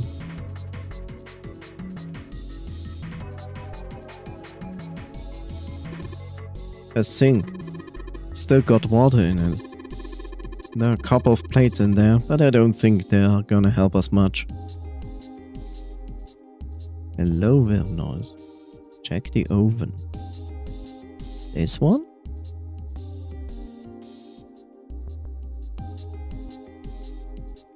We looked at that.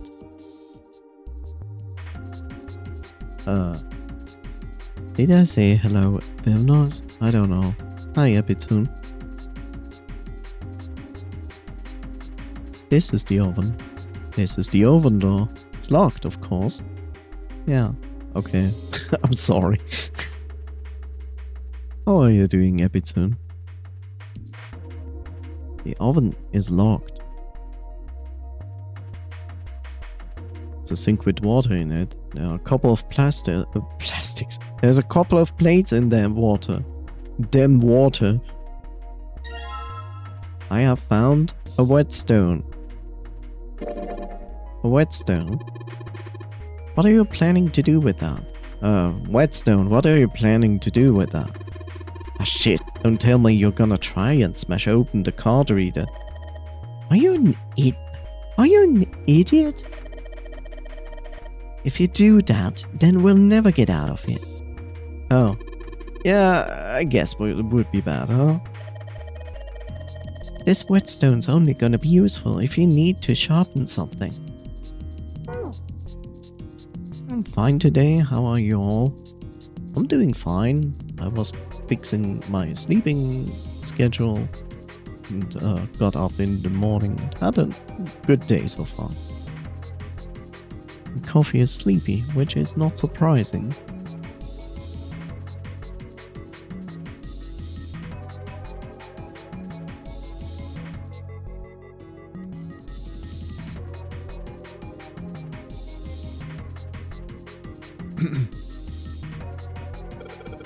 Alright, it's going.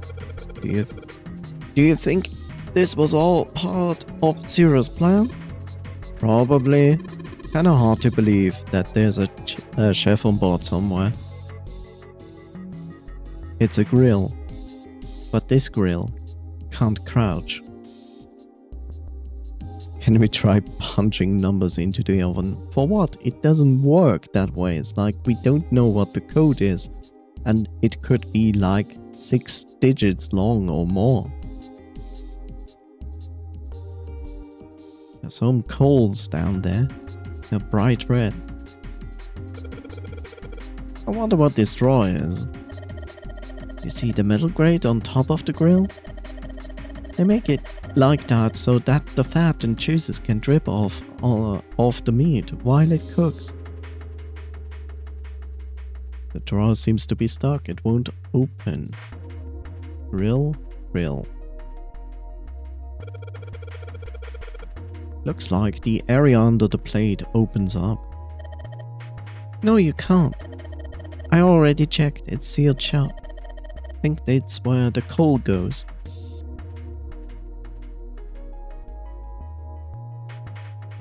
Use the oil on the grill.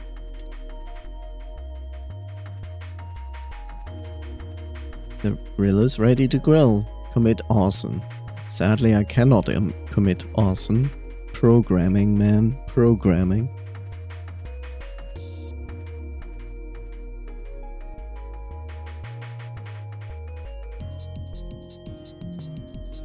There are some bottles of seasoning here. There's a pot on the stove.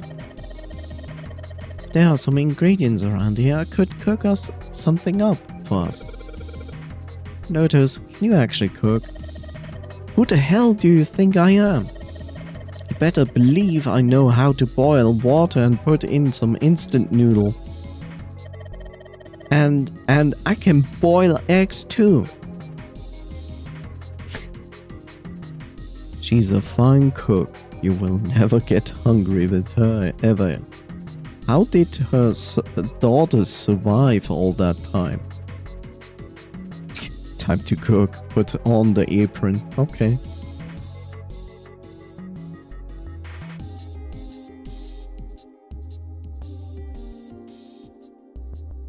Well, you won't get hungry with me because I'm good at cooking.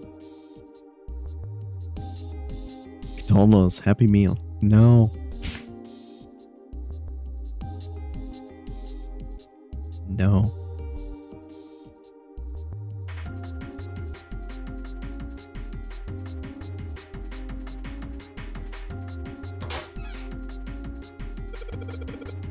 There's milk in here. Milk is an iron barrel. Judging by the rust, it's probably really old. Maybe we shouldn't open it up. Don't think it would be a pretty sight.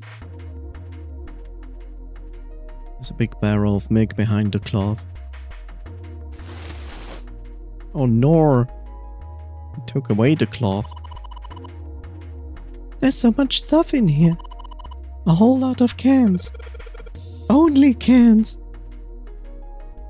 This is probably a pantry. Cans lining every shelf in here. Wooden box on the second row though. Oh no, caviar. Yes. Oh look. A rusty knife? I don't think we'll be able to use it while it's like this. The knife seemed important, Jumpy thought, but it wasn't going to be much use the way it was. It's futile. Futile? It's futile. Give up. Join the Borg. Wet the knife. You know, a waste, useless, pointless. Oh. Any particular reason you wanted to bring that up? Oh, no reason really. I was just thinking about futility. Huh? She wasn't making much sense. Jumpy tried rephrasing his question. Why were you thinking about futility? At last, she answered. Well, it has something to do with the Titanic. The Titanic? Yep. Have you ever heard Exposure the story time. that the sinking of the Titanic was Exposition. I'm sorry. Have you ever heard the story that the sinking of the Titanic was predicted?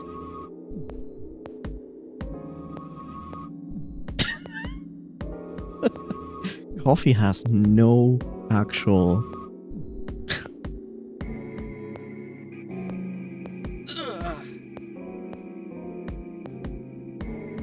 Clutter dialogue. It's not entirely clutter dialogue.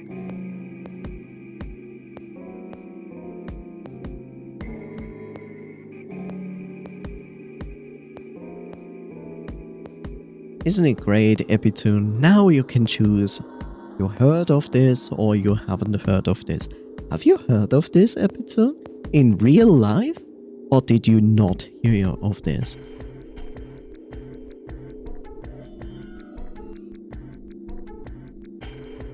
Master Detective Coffee can't wait to get back to solving puzzles.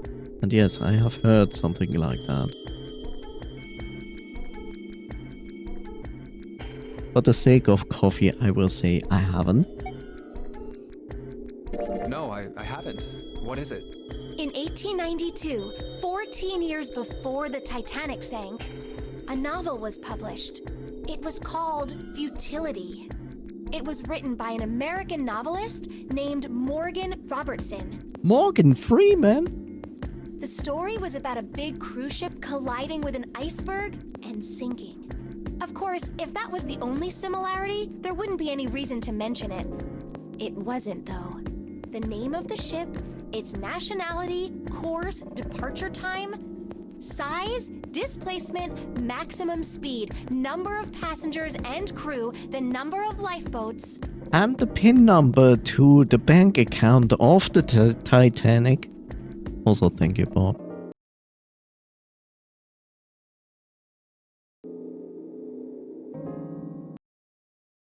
even the location of the accident itself, and the cause and the location of the damage.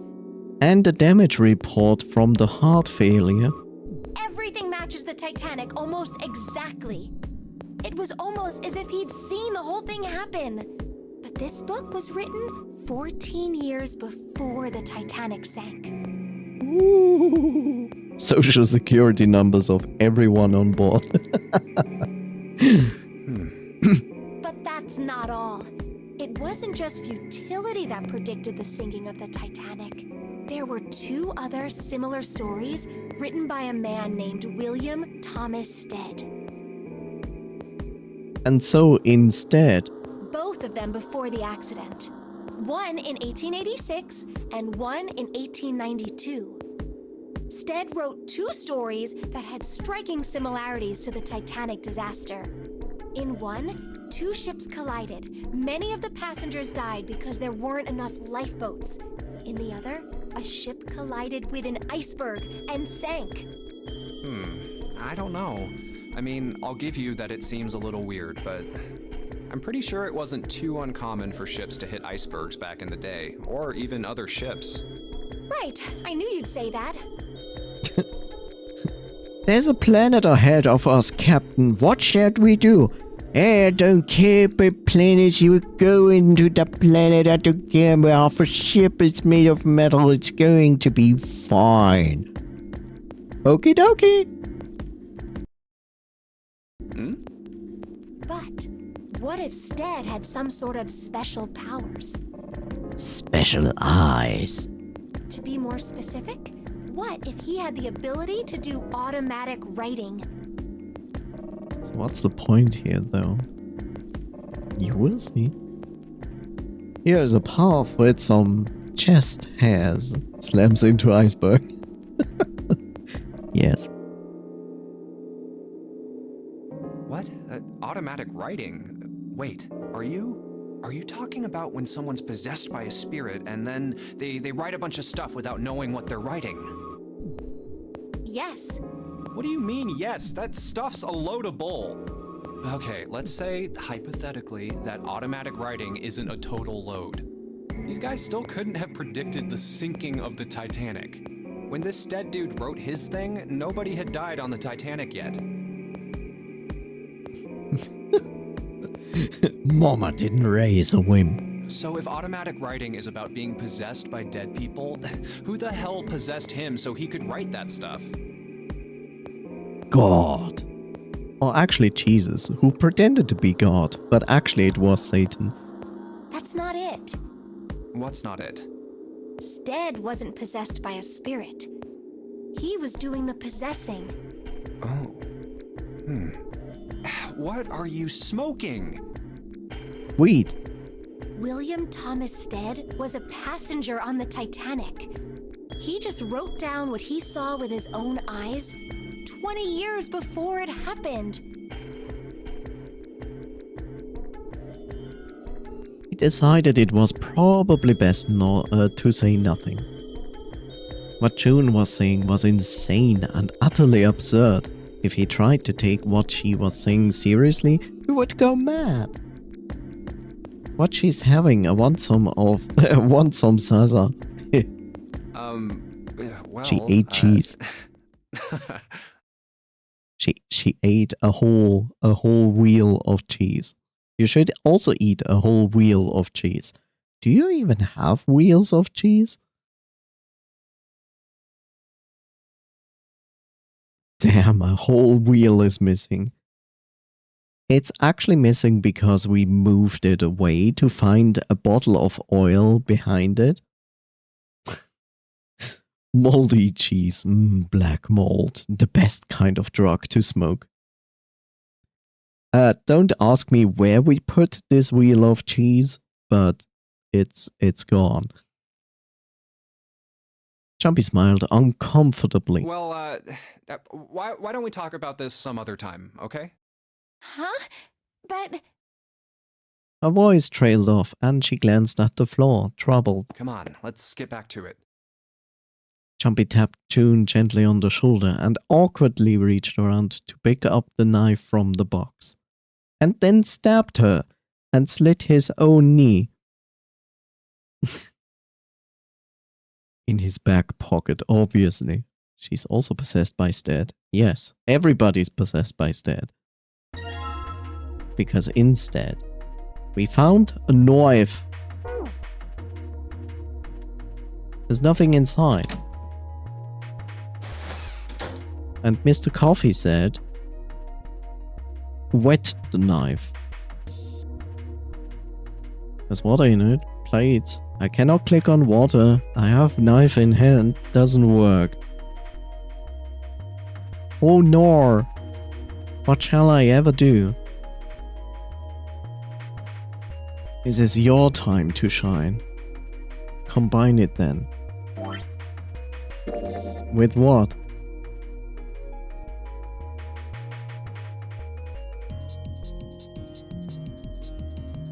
Water it with your sweat, the sweat of your brow.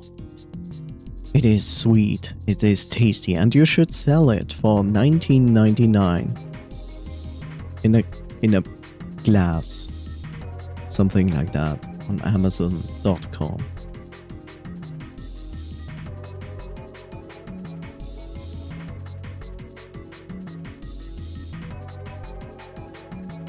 Well, you see what we have. Are we going to combine it? The thing you use to sharpen a knife is a whetstone. Maybe I use the whetstone to sharpen the knife. The blade of the knife is getting sharper by the second. Should be able to cut something pretty good with this. Like people.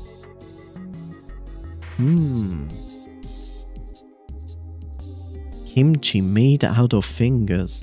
Delicious. So now I got a sharp knife.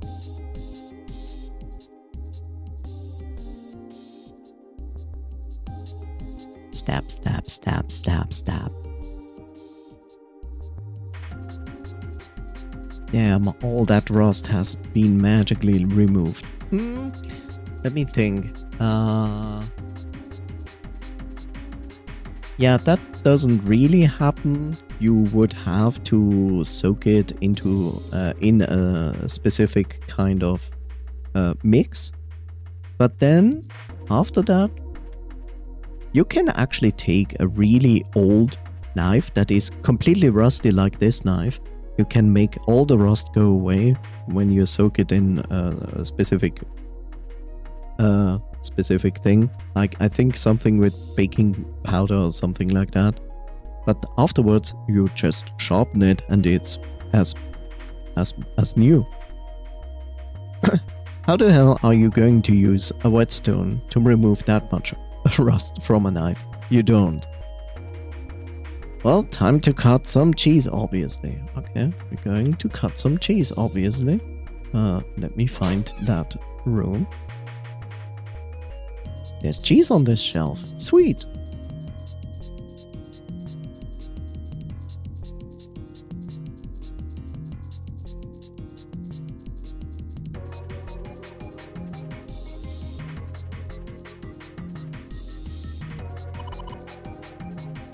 Jumpy, you're searching with such tenacity.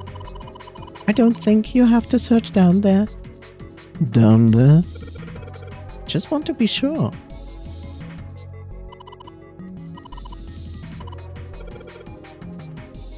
Apparently we're not going to cut some cheese.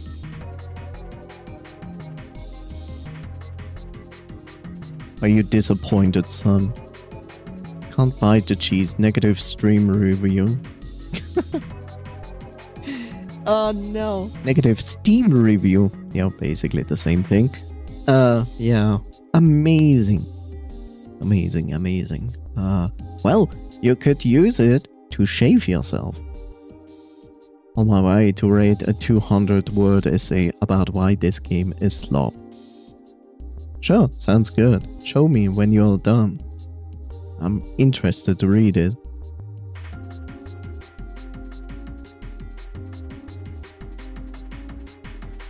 Wow, wow, wow, wow, wow, wow.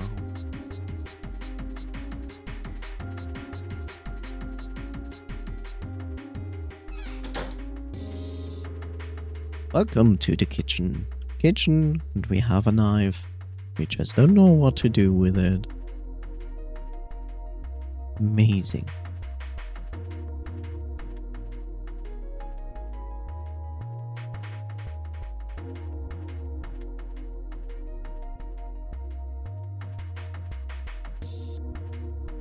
It's just, why can't we eat the cheese? Repeat it until I reach the word limit. Sounds fine, sounds logical, sounds like a negative stream review. It's a tank with a pipe coming out of it. Nothing really that special about it. Hey, that's a boiler over there? Who knows? Pipe goes up into the ceiling. Maybe, just maybe, we could climb it into that pipe and get out of there. Idiot. How the hell are you supposed to get into the pipe of that size? Well, at least he kind of got my joke. That makes me kind of happy. What joke? What? There was no joke in that. Weird. Hey Santa, Could you open that door, please? What the hell? There's no way I could open that thing. Guess you're getting to that age where your eyes start to go, huh? You better watch out your mouth, boy, or someone won't live long enough to see the door open. This has got the two of them on the edge. We gotta get out of here and fast. That's the exit. There's a big old iron plate over the door. I don't think we can open it. We have knife, and the only thing we can chop cheese is somehow not on the list. Yeah. Like I said, some finger kimchi sounds like delicious.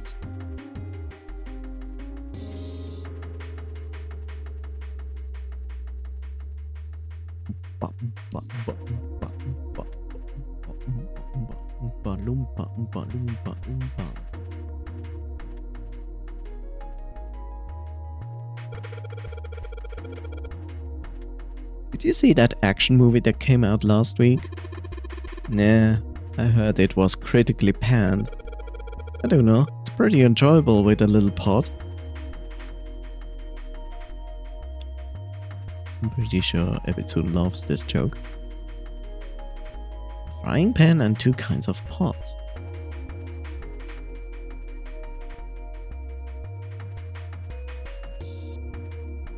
Preparing food, plates, big bucket of tin, nothing inside.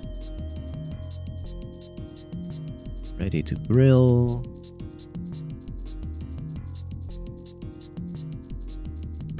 Silver pot. Use the knife to pry something open. Try. Hands, wooden box. Looks like some kind of large tin container. Well, it's empty.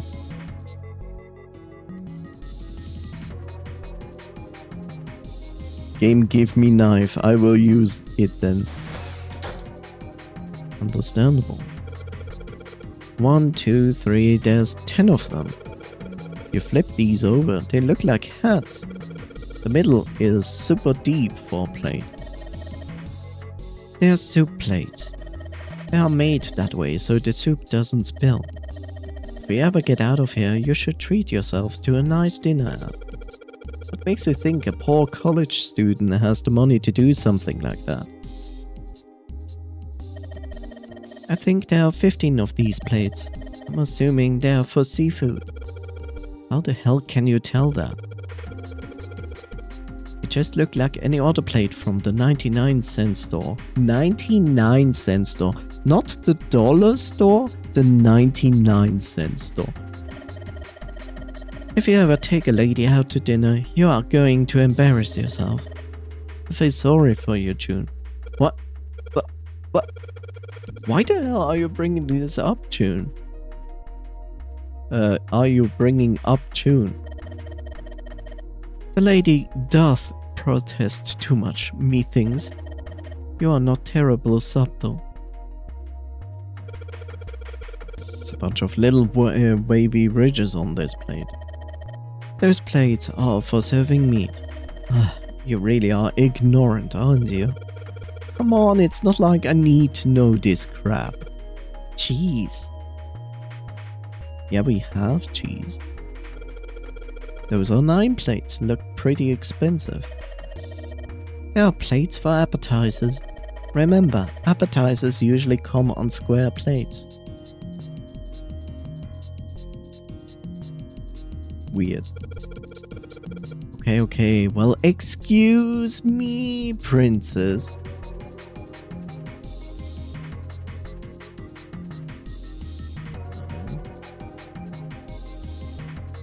It's a voucher at the end of the counter. This voucher doesn't match the number of plates on the table. It says appetizer 9, meat dish 10, soup A, seafood dish F on the voucher.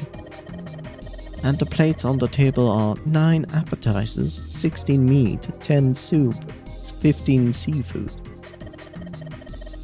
Maybe they are using hexadecimal here? And hexadecimal is... It's a number system that goes 8, 9, A, B, C, D, E, F, 10, 11. You're familiar with base 10, right? That's the normal system of numbers. The base 10 equivalents for hexadecimal numbers would go like this. A equals 10, B equals 11, C equals 12, D equals 13, E 14, F 15, and 10 equals 16. The 10 becomes the 16 in base 10. I know it sounds strange, but you can think of it as just 6 letters added on the normal number system after 9. Blah blah blah blah blah and so on. I think I get it. What's the rest of the plates? So the first one is 9. 9 is even in hexadecimal decimal. 10. 10 is an A in hexadecimal.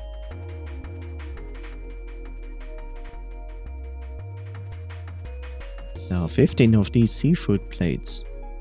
It says F on the voucher.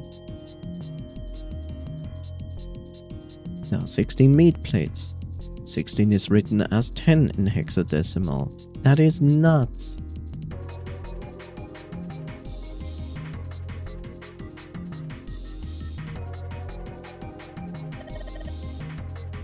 Hexadecimal. I wonder if it's some kind of hint. Maybe. Jumpy, do you remember what I told you about hexadecimal code earlier? Yeah, of course I do. Alright then, here's a little quiz for you. What would 9 plus F be in base 10? Well, F 15, so it would be 9 plus 15, which would be 24, right? That's right.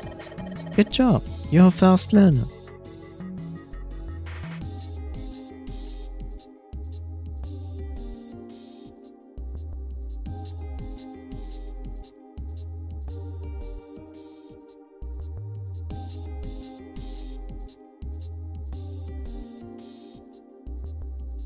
Once you hit 16, it's 10, so 10 equals 16.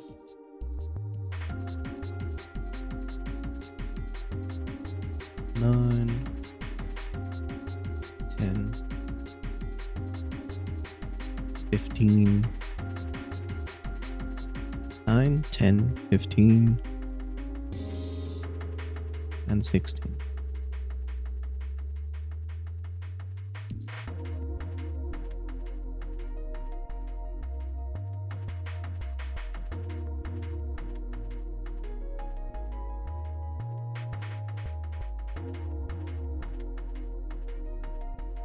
So it's 9.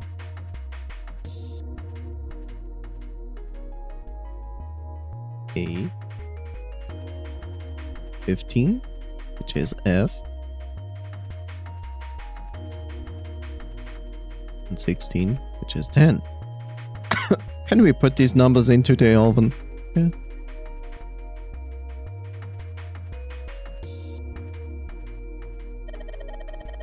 This is probably what you're supposed to use to enter the password. Maybe if you put the right numbers in the oven though. Blah blah blah. 9. Jumpy, why don't you try entering it? One set, appetizer 9, meat dish 10, soup A, seafood dish F.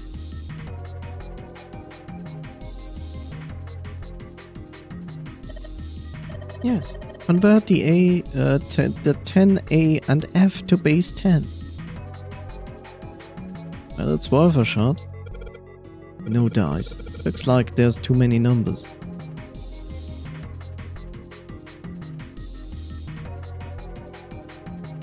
Looks like the number on the voucher is in the actual passcode.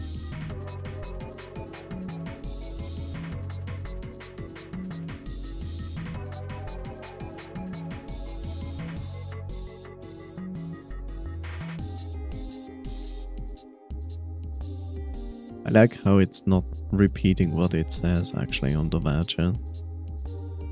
I cannot actually interact with this at the moment. I try.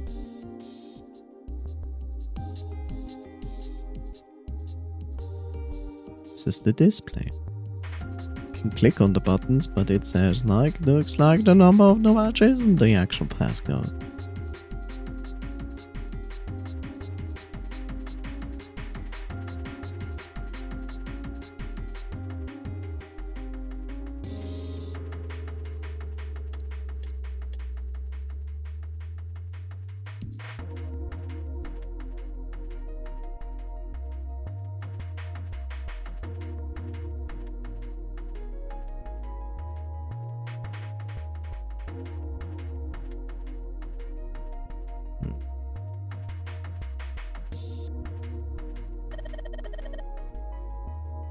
Wow, that's a nice dish rack.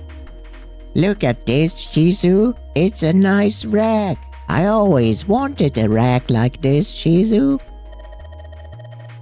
I'd love to have that in my kitchen. Why don't you take it back with you? Are you offering to carry it for me? Why don't you ask Sam? You're kidding. You don't honestly think I would let a beast like that into my home, do you? It's a dish rack.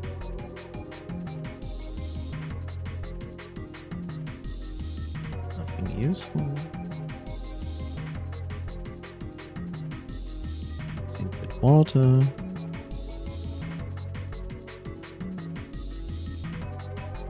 Frying pan. Seasoning. Silver pot. Bulletin board. Cheese. Cans.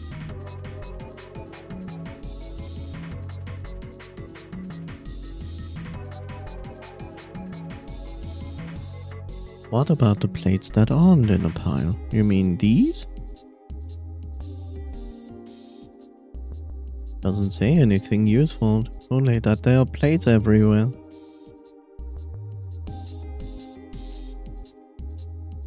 And then there are these plates. That's it.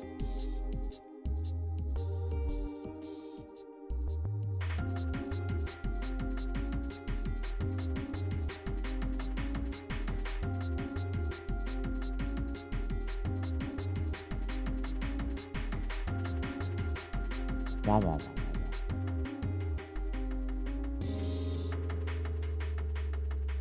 Oh look, another door. A door!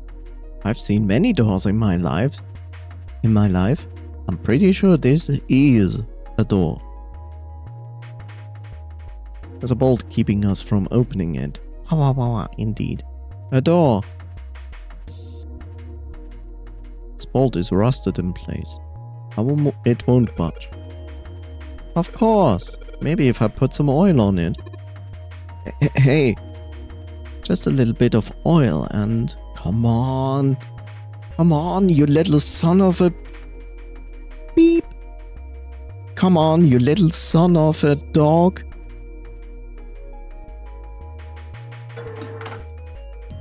Whoa. Yes, got you, you little bastard. You did it, Jumpy. You're so smart. Just a little spark.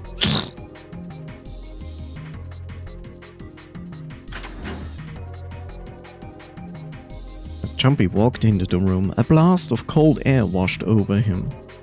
Almost instinctively, he folded his arms tight across his chest, doing what he could to conserve body heat. Oh, it's cold in here. What is this place? Are you blind? It's a freezer. Santa's teeth had already begun to chatter. Hardly surprising. The freezer was far too cold for someone dressed as he was. Lotus, however, was in an even worse situation. Oh, no way. That's way too cold for me. I'll freeze solid in seconds. Sorry, but I'm afraid I'll have to pass on this one. I'm going to leave the rest to you. And with that, she ran out of the room. As Lotus left, June came in. Oh, whoa. It's really cold in here. White puffs of steam hovered in front of their faces as they talked.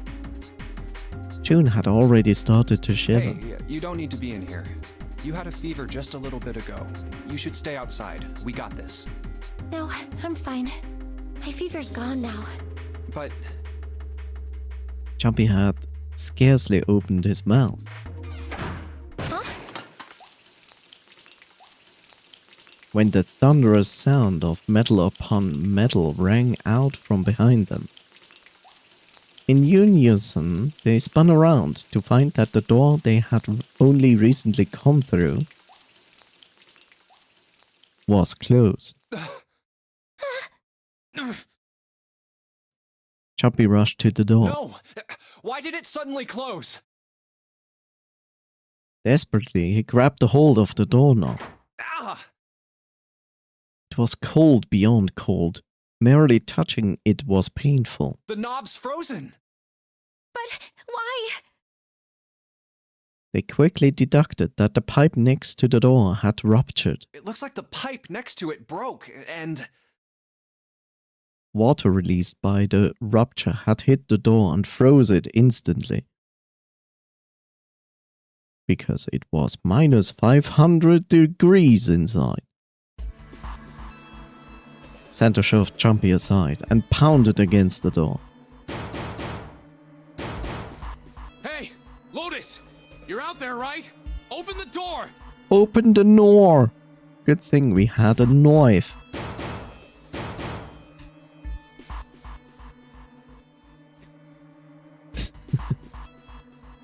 She wasted no time in responding. What do you want? What's going on? The door won't open! Try opening it from that side, please! Oh, fine. Yikes. If you say so. Hold on. Soon they could hear Lotus on the other side of the door. The grunting ceased and they could hear light panting as if from exertion. It's no use. It won't budge. It's no use, Sonic! It's no use! You've got more people in there. You figure it out. Oh. God damn it. Santa was shaking like a newborn deer. June was hugging herself and was shivering violently. Even Jumpy, with the heaviest clothes of them, was clearly feeling cold. With every breath they took, they could feel the cold working its way deeper and deeper into their bodies. Anyway, let's find a way out. If we don't get moving, we're gonna be permanent residents. Cool beans. Two heads are better than none. Chill, June. I'm sure we'll figure something out. Yeah, you're right. Let's just take a good look around this room, okay? Just wait for the drop. Right. They pushed in close to one another and began to search. Oh, it's a room party. Everybody's hugging and hugging and hugging. Welcome to the freezer. What you are going to do? Yes, what are you going to... Knife on the door. Knife. I don't have a knife. Oh, I have a knife. There's no way we could break this door down. Then that means... you have to do something about that ice. Yeah. This door leads out of here. Unfortunately, the doorknob is covered in ice. Seems the knife is not going to save the day.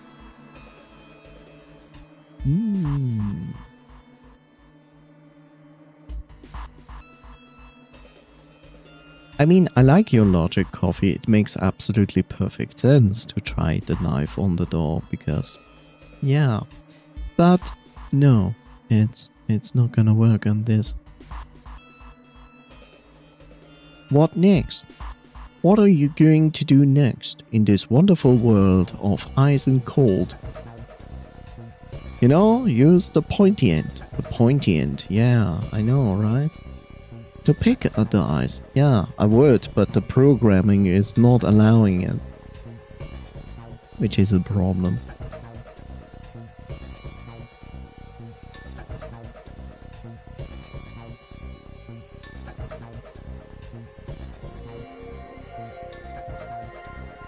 It's not an ice pick, you know.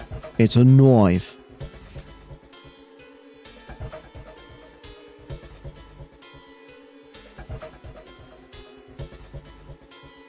Open every container then.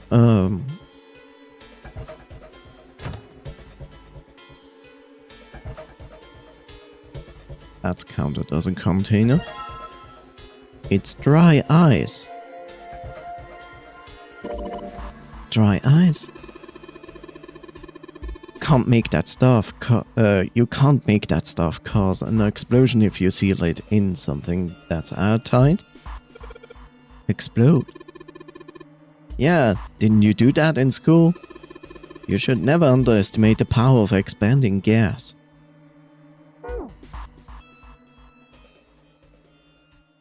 Jumpy picked up the dry ice with his sleeves so as to avoid burning himself. Dry ice is just frozen carbon dioxide, right? Yeah, it is. I wonder how warm it has to get for it to turn back into gas again. Hell if I know. How is that gonna help us anyway? Oh, well, I figured we might be able to use it to get out of here. They were about to move on when June spoke up. Carbon dioxide sublimation point is negative 109 degrees. Any warmer than that, and it'll turn into gas. Any lower, and it becomes a solid. Jumpy looked at her, dumbfounded. Oh, how do you know that? Despite my looks, I'm the the queen of random knowledge. Looks bad to mess up when you're showing off.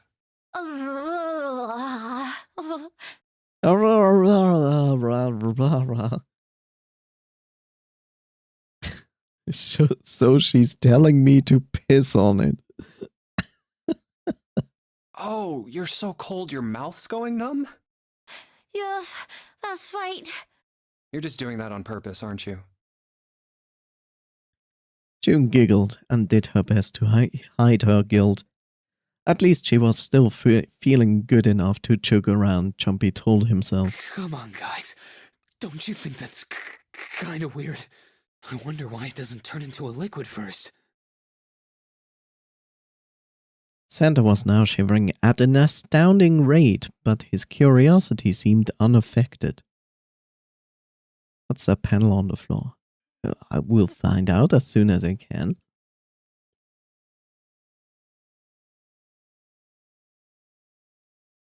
Jumpy wanted out of the freezer now, or it did seem rather odd.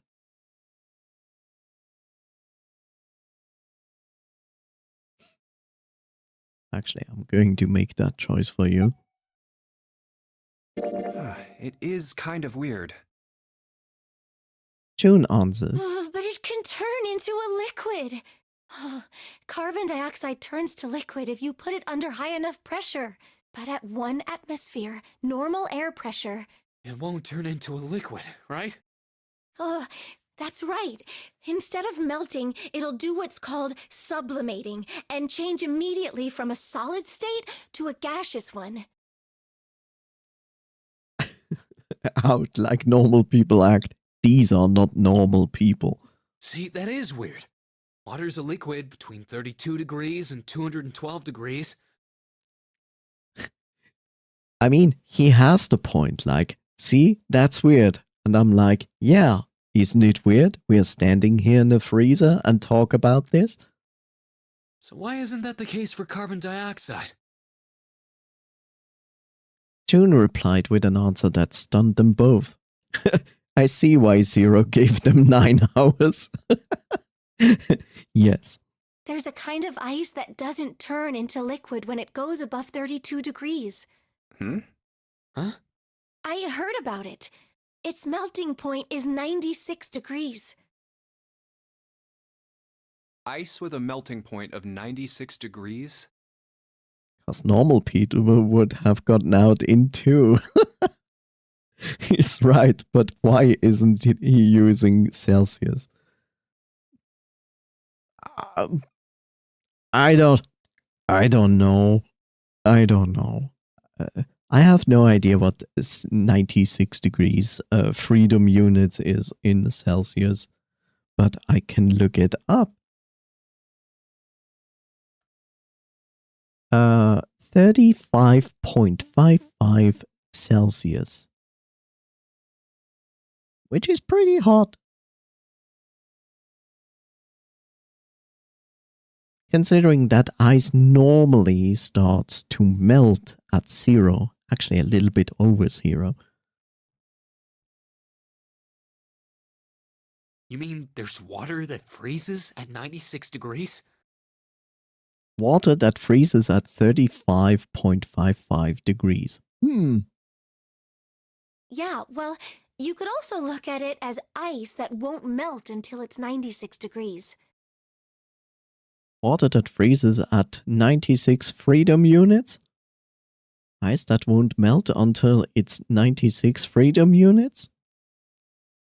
Jumpy was cold as hell, but this was too interesting to ignore, so let's talk about this for the next 20 minutes. He did his best to warm up by rubbing his arms and stamping his feet, then put the question to June. By the way, Lotus is outside, and she's not freaking out that we are still here and having a scientific talk about ice. So what's this ice with a melting point of 96 degrees called? I heard it's called Ice 9. How weird, right? Guess Jumpy will just die then. Yeah. Just like the rest of them. I mean, they already died. All of them. So they are used to it. Ice 9? Originally, Ice 9 was a made-up substance invented by a science fiction author. I will be honest, at this point of the game, like this exact scene here, when I played it, I was like, so you're basically about to freeze to death, but you have like this interesting conversation about this potentially scientific fact about ice that... It's like, don't you have better things to do? But recently, scientists have discovered that such a substance actually exists.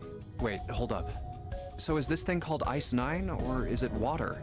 Like I said, if the ice is over 96 degrees, it'll be liquid. If it's under that, it'll solidify.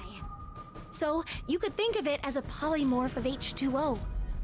Here, think of it like diamonds and graphite. Okay, then I'll go to sleep and come back 7 hours later and they would still be in this room. Sometimes it feels like that, yes. They're both made of carbon, right? But depending on the structure of the crystallization, the hardness and structure are completely different. We still are not sure if we get out from this freezer. Yep. So you're saying normal water and this Ice 9 are like that? The interesting part is, that is correct. Like, you have carbon, and if carbon is rearranged in a certain way, it becomes a diamond. And the interesting part, you can do exactly the same thing to other materials. That's the reason. Now I am talking shit. Not actually shit, but actually facts. I mean, I'll just go to sleep now. Well, thank you for being here, Coffee. Have a wonderful night of sleep. And yeah, to come back to the other thing, the interesting part is glass. Glass is very brittle. It breaks easily, right? And today we have smartphones and we have Corning glass on it, aka Gorilla Glass. By the way, side info, Apple used Corning glass since the first iPhone. So whatever fancy name Apple came up with, saying like, this is our, I don't know, wonderful rainbow colored glass, fancy eyeglass, it's actually Gorilla Glass that is on iPhones. It's the same thing that is on every other smartphone out there. Anyway, the interesting fact is you can do the same thing with glass. So basically you take glass and you mix other things with it and strengthening the glass. It's the same procedure that basically carbon and diamonds do. And that's why we have like Corning glass for our smartphones. That is very difficult to actually break.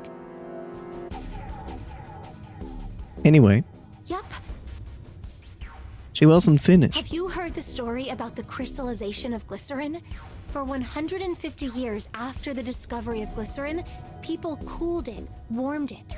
They did all sorts of things to it. But whatever they did, it never crystallized.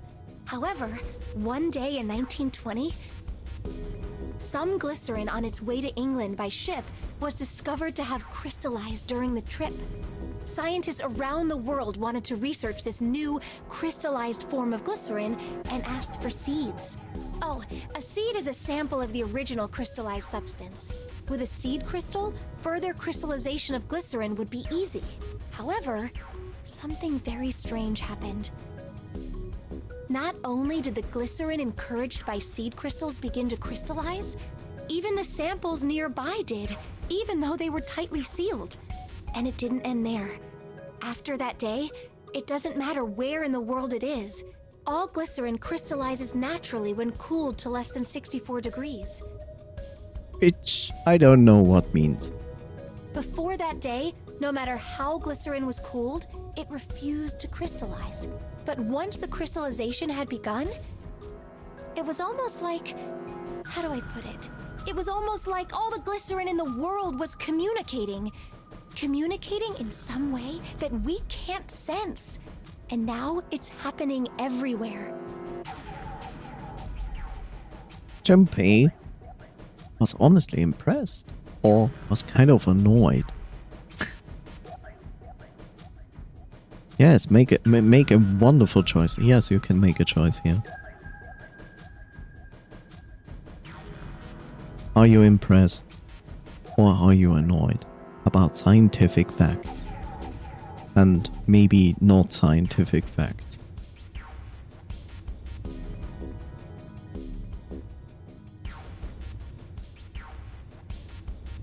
My chat died. Chat, answer, live, make a choice. Come on.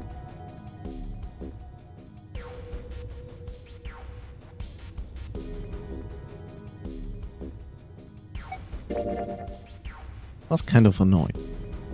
June was nice, but he had enough of her ridiculous stories. I live! Good. So all of a sudden, a substance began to crystallize without a seed crystal? That seemed unlikely. No, impossible. In fact, it was utterly ridiculous. Even so, Jumpy couldn't help but ask. What does that have to do with Ice 9? To his surprise, it was Santa and not June who answered. What she's saying is that it's a lot like Ice 9. What happened, I mean. A lot like? Oh, that would be bad. If water everywhere started freezing at 96 degrees, man. It'd be the end of the world. Jumpy felt that Santa might not be treating the idea of the end of the world with the proper concern. At any rate, we're not gonna have to worry about the end of the world unless we can get out of here pretty damn quick. He was right. Jumpy shivered. Alright guys, I think that's enough of that. I didn't think we'd get quite this far off topic. I mean, I know I'm kinda at fault here, but we can't be screwing around anymore. So seriously, I might go by the name Santa right now, but I didn't grow up in Iceland. I freaking hate the cold. So let's get cracking, alright? We gotta find a way out of here. Santa stomped off, clearly doing his best to pretend the cold wasn't affecting him. Selfish, isn't he? Still, Santa was right, and it was high time they got back to the search. Ice 9 is interesting and all, but we can discuss it more once we get out of this freezer. Jumpy looked at June, nodded, and resumed his search of the room. But Coffee actually asked what this is.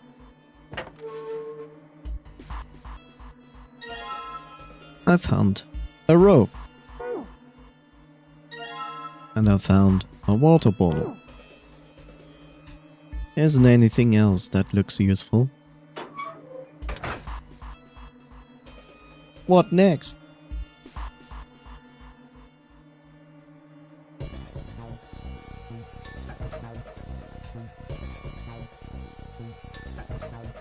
Come on, Chad. We can do this. You can do this, actually.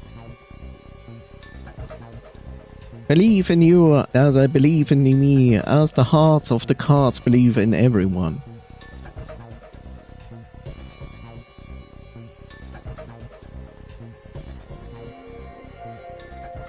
It's too late.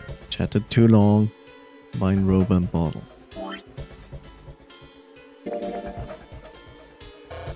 Nope.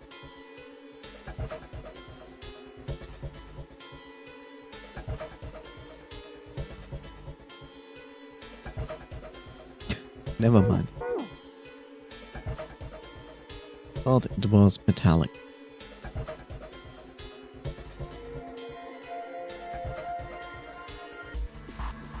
Wah, wah, wah, wah, wah, wah, wah.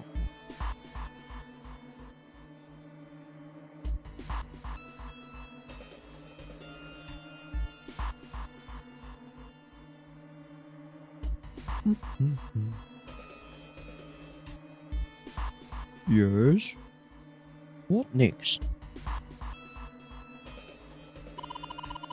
There's some frozen meat up there. Looks like pork. Huh? What's this? It looks like a tag or something. I found frozen pork. Chubby, there's a slip of paper in that meat. I think there's something written on here, but I can't read it like this. If we try to pull it out, it probably rip. You need to defrost that. Don't think we're gonna be doing that in this room. Everything's frozen in here. Doesn't look like there's anything else interesting.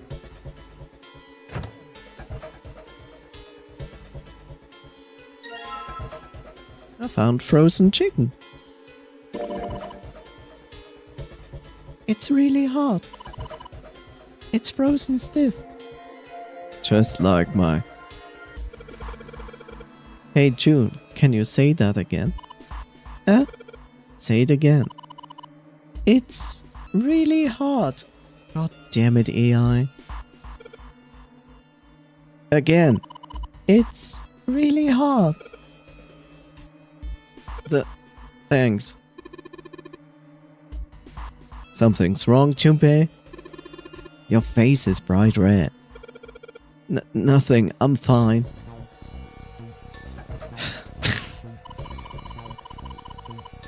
If it's that hard, you can probably use it as a hammer. Yeah, goodbye. Maybe we can use it to break something.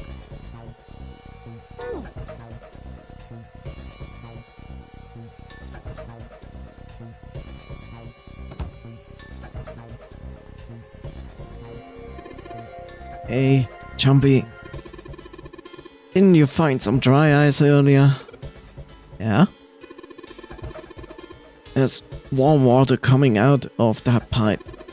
Warm water and dry ice. What do you think would happen if we put that stuff in a sealed container together? Oh, I don't know.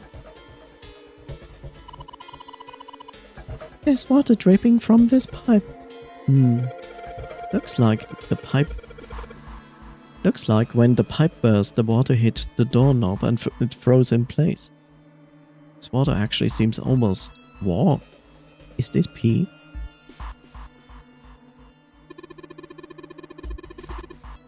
Let's stop off by putting the dry ice into the water bottle.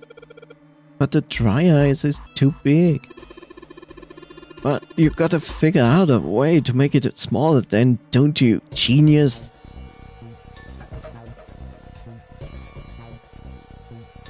I need to crush the ice if we want to get into, if I want to get it into that bottle. What shall I ever do? I don't understand. It's really difficult. Tell me, Chad, what shall I do? Also, this is the map, by the way. Isn't it great? Look at this room. The interior, the design, the architecture. Oh no!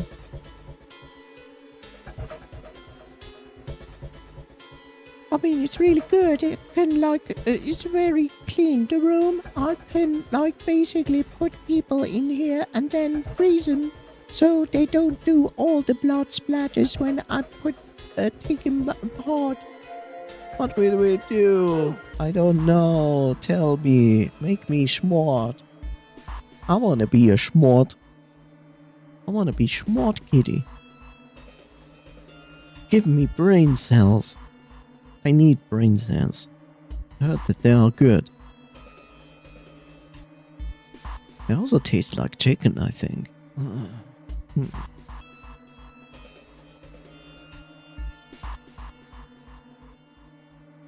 Oh, smart kitty though.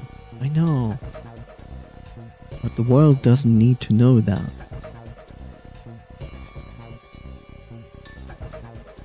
Here, look in this metal rod with the red light. Yeah, just like this. Look, smile.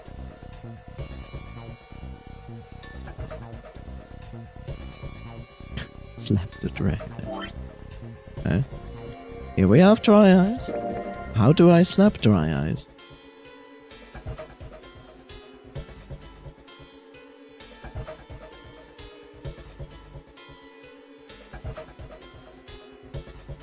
That is correct. You combine it with the rope.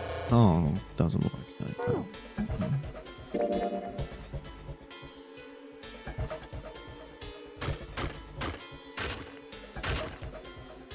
Aw.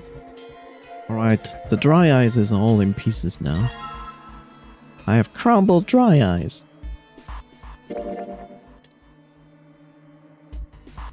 I'm gonna put these pieces of dry ice into the water bottle. Water bottle with dry ice in it. Amazing.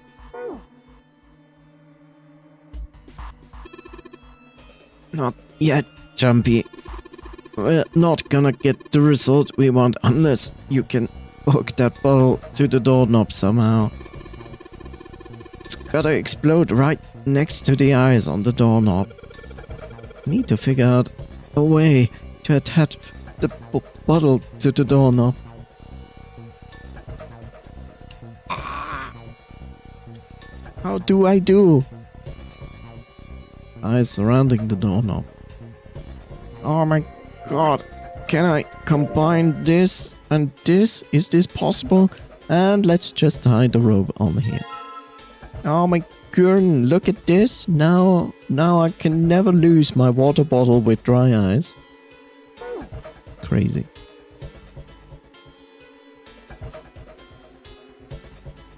Warm water dripped from the ruptured pipe near the door. Put water into the bottle with dry ice. And make sure the lid's closed. Because it's not gonna react like instantly. Of course not. No, actually, it takes a moment, but yeah. Now I just have to put this makeshift bomb on the doorknob. Oh, do you want a funny fact about dry ice? Because that is something I experienced during chemistry. So you take dry ice, right? And you take a piece of dry ice. I think I told this story before. Take a piece of dry ice and then you take a pencil. Yeah? Normal common pencil. Yeah? And then you put the tip of pencil on dry ice. And what then happens is apparently it's like making it vibrate because it cannot like find a spot to put down the tip of the pencil, something like that. It doesn't matter. So basically, if you do it, then the pencil starts to make a noise going like, yeah, something like that. And that's how you get free tinnitus at home or in school. That is a lie, but you should believe it.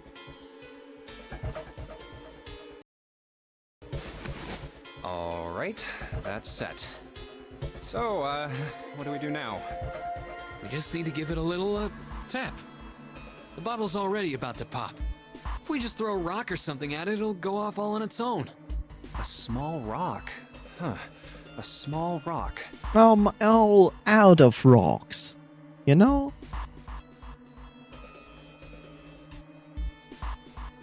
No, if this was, if this was Blacktail, I would have rocks, because rocks can move. And they would move in here and be like, I'm a rock, and I'm like, I'm going to throw you, buddy. Jumpy looked down at the floor. Scattered across it were pieces of dry ice left from the larger chunk he had crushed earlier. Yes, because when I was like putting this over into the bottle, I was like, how do I fill a bottle with dry ice? Oh, it's going all over the place. It's like, huh? All right, this ought to do the trick.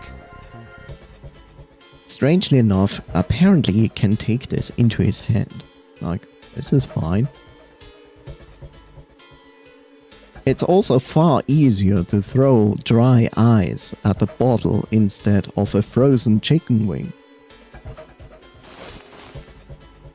He pulled his sleeve down over his hand to keep it from getting burned and grabbed a chunk of ice. Ah, some dry ice, huh? Not a bad idea.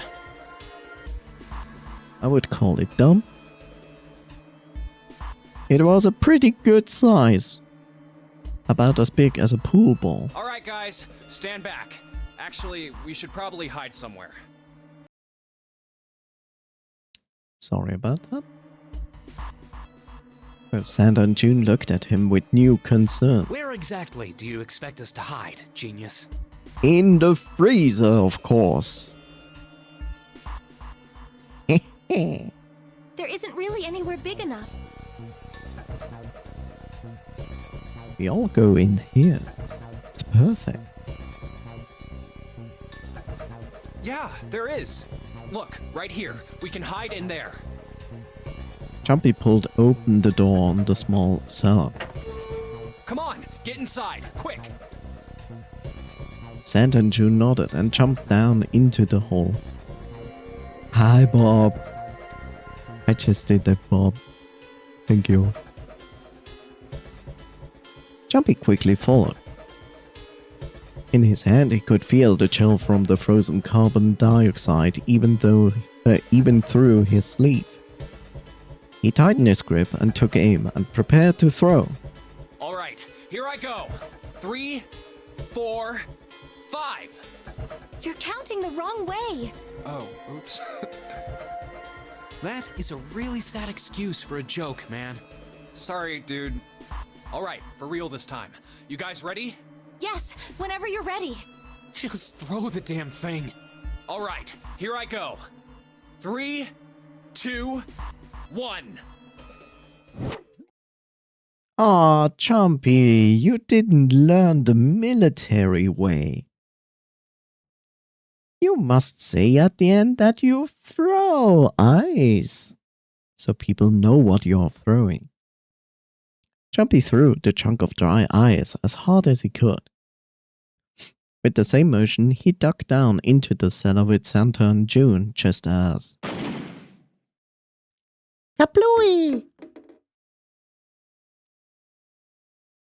Jumpy leapt up out of the cellar and ran to the door. Jumpy! The ice on the door! Is it gone? Yeah, it's gone. The blast must have shattered it. Yes. All right, let's see if it opens. And so it didn't. Jumpy grabbed the knob and pushed it with all his might. All Might, you would say, maybe. The door gave way easily, and the three of them tumbled out of the freezer at once. Hooray! We're out! June, relieved, collapsed on the floor. Move! Boo! No dead people. Boo! Where are my dead people? Boo! Santa shoved past Jumpy and ran straight to the grill, which he immediately grabbed. I think you shouldn't grab a hot grill. I mean, you can. You can grab a hot grill, but you need to ask first for permission, for consent. Then you can grab the hot grill. But usually hot grills have often bad personalities, so it's probably better not to grab the hot grill, even with consent. Oh, god damn it! Hot, hot, hot, hot, hot, hot, hot! Fuck! He proceeded to kick the grill in a futile but amusing fit of rage. Oh my god, lol. Gotcha. Well, you did just grab the grill. What did you think would happen? Finger kimchi. Hey, where's Lotus? Took Jumpy only a moment to find her. She was sitting on the counter, idly scratching her chest. Welcome back. I was starting to get tired of waiting for you guys. With a great yawn, Lotus lowered herself off the counter. Jumpy clenched his teeth and walked toward her. What were you doing? What do you mean, what was I doing? I was waiting. We were gonna die! Oh, yeah? But you didn't. So everything worked out all right, didn't it? What the hell? Just kidding. It might not look like it, but I was really worried. Oh, don't give me that crap! I'm telling the truth. I mean, if you died, then I'd be in trouble too. If you died, then I'd be stuck here, and I'd die too. See? I did all I could. I even looked around to see if there was anything I could use to pry open the door. But I couldn't find anything. So, all I could do was wait. I mean, what else did you want me to do? Call the cops? Call 911! But we don't know where we are. Oh. Call the Beach Boys thing. You know, lifesavers or something like that, I guess. It was true, there wasn't much she could have done, but something about her tone. Jumpy gritted his teeth. Fine. But there's one thing I have to ask you. What's that? You didn't close the door, did you? What? You think I closed the door on you? Why would I do something like that? It closed on its own. I told you before, if you die, then I die too. Could have warmed something with the grill. Yeah, I guess so. Her hand? It seemed that an accident was the only explanation for the door's closure. If she really wanted to kill us, all she had to do was bar the door from the outside. But she didn't. Well, she didn't do anything. She's only lazy, or negligent at least, not an attempted murderer. Jumpy swallowed his anger and did his best to apologize. Well, I'm sorry. I'm sorry I doubted you. Oh, yes, well that's all right. As long as you understand. Lotus looked away and twirled her hair between her fingertips.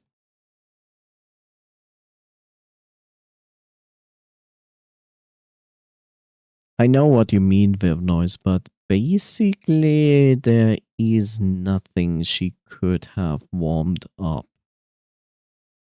I mean, you could try to warm up a pot and then hold it against the door, but I think that is not gonna actually help. On top of that, there is like No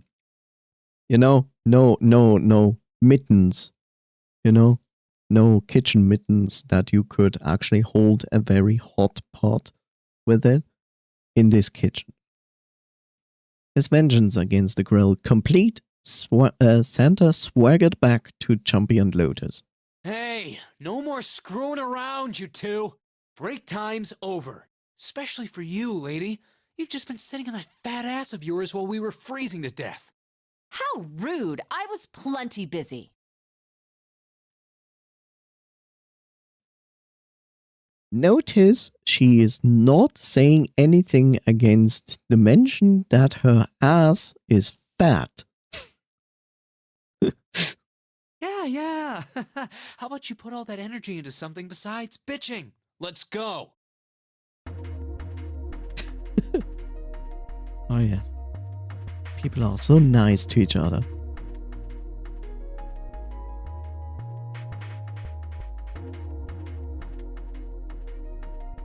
Warmed up a pen and hold it against the door handle. Damn, he's rude. Yes, he is rude. I agree on that, but...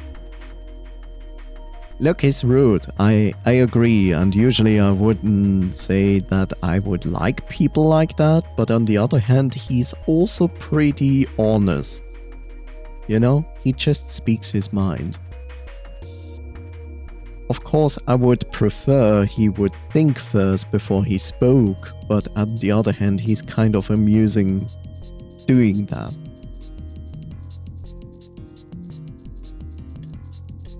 Oh,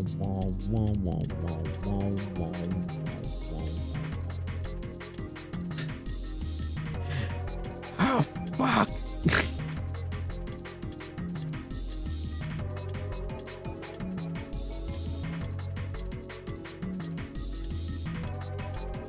What you gonna do when I come for you?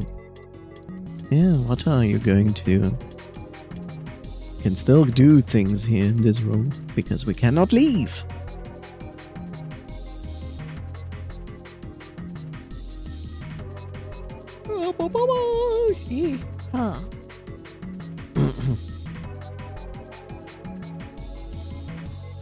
Guess I'll put this meat on the grill.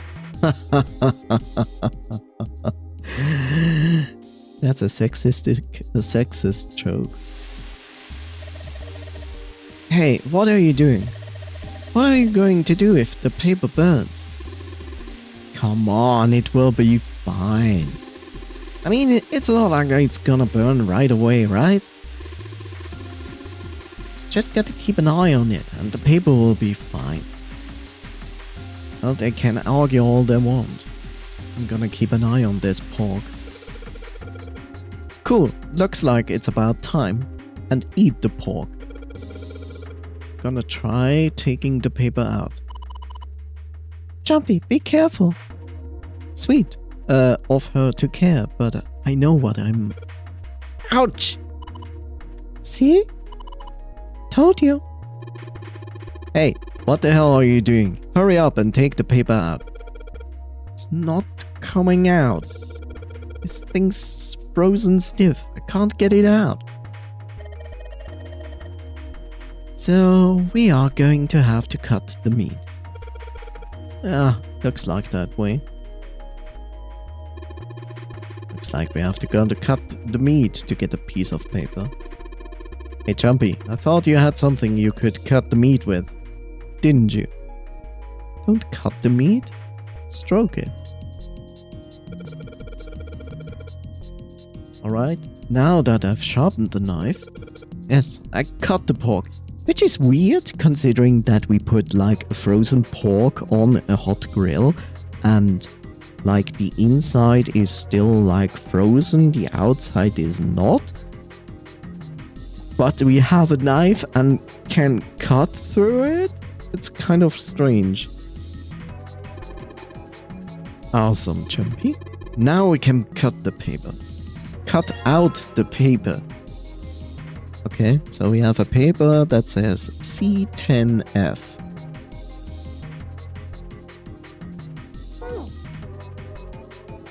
Man, this pork smells good.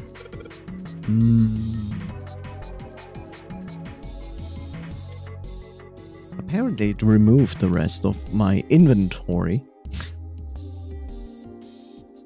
As we leave a piece of pork on a hot grill and not taking it off or anything, it's not like it's going to burn and burn down the entire ship, you know?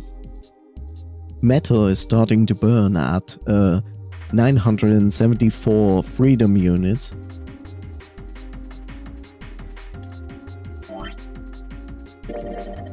C plus 10 plus F. Do you think it's some kind of code? Damn it! They're just screwing around. Jumpy, do you know what C and F stands for? You think maybe it means corporate finance? Thought it was clever and funny.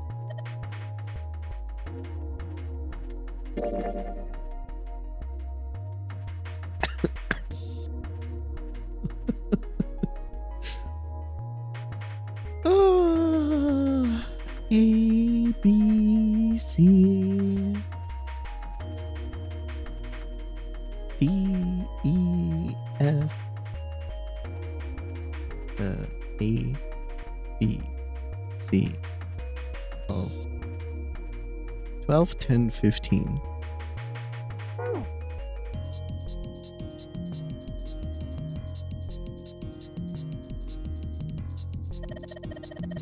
This is probably what you're supposed to use to enter the password. Blah, blah, blah. I know.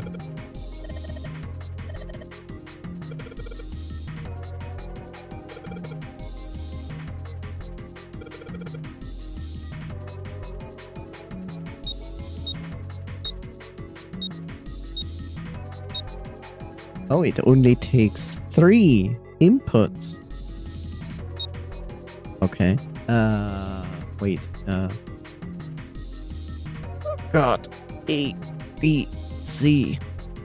So it's 3, 1, and 6. It's not?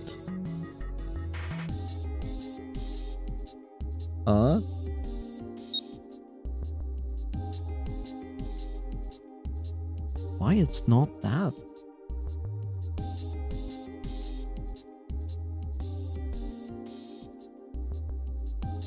A, B, C. C is 13.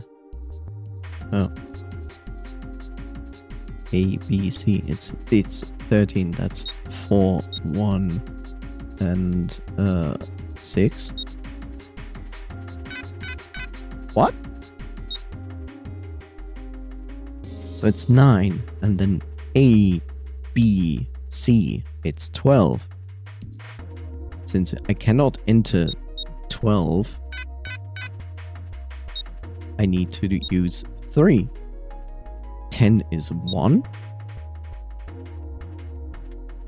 C, D, E, F. F is 15.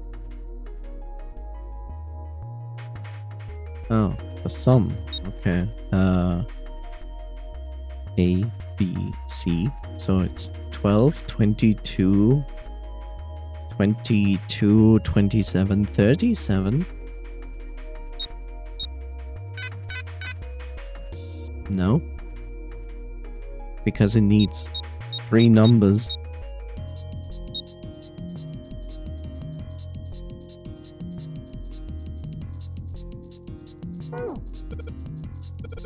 Huh, this is weird. Hey, you're just punching in random numbers, aren't you? Maybe if you just enter it like I said, like it said in the hint. Ah, shut up. Just shut up.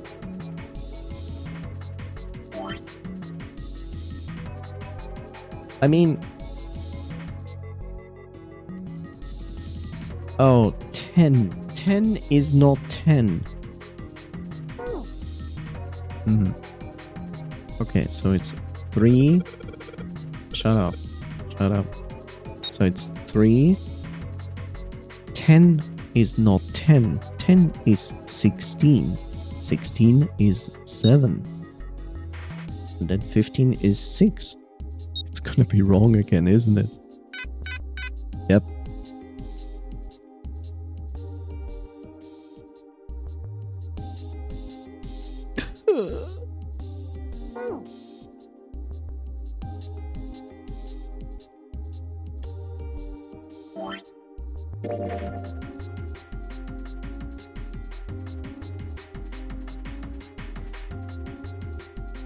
Didn't we establish that 9? And then we have A, which is 10, B, C, D, E, F, which is 15, and then 16 is not 16, but 10.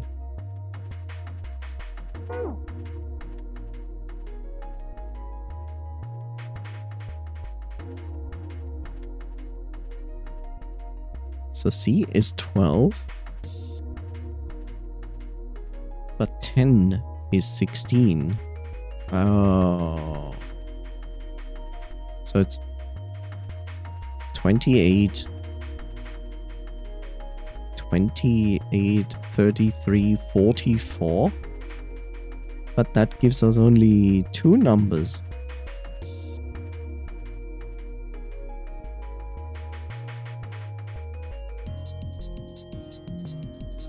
It's not gonna be 44. So what is it then? Is it 316? No, it can't be 360. Wait, is let me out of this.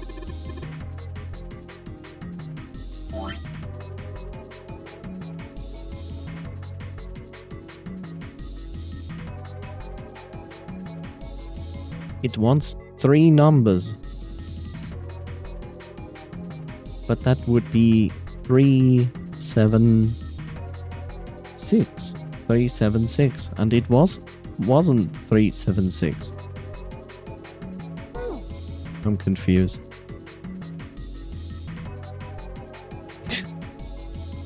Why is it not 376?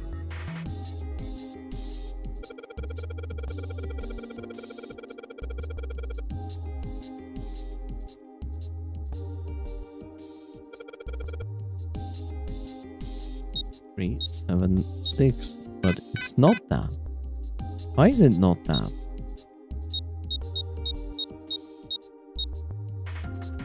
Unless it wants me to enter... unless it wants me to enter... Was it 12? A, B, C... Unless it wants me to enter 12... 16... 15. Nope. What if it wants me to enter 12, 10, and then 15? It's not gonna be 44, right? Nope. Did you try 37? Why 37?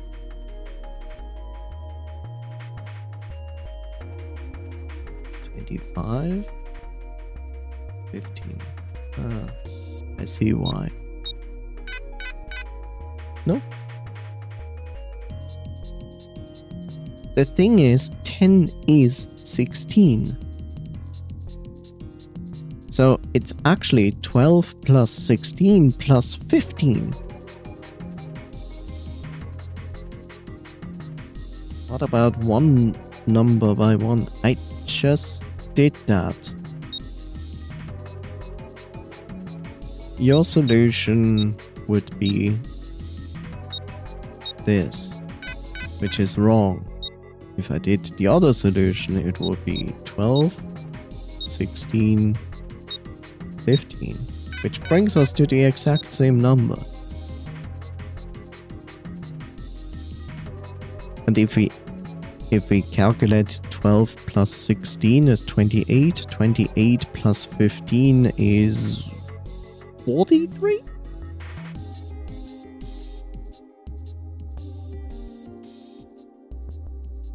I mean 12 then E.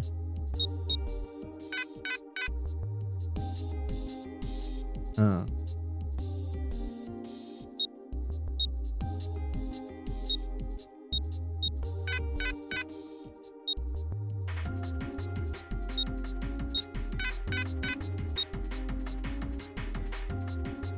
And if we go with this.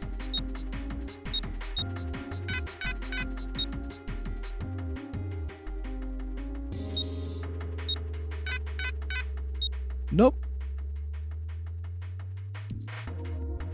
That's weird. Remember the paper we found in the park said C plus 10 plus F. There aren't any letters or in the input device though. What does that mean? Maybe C plus 10 plus F is a hexadecimal number? I know that much myself. We convert it to base 10.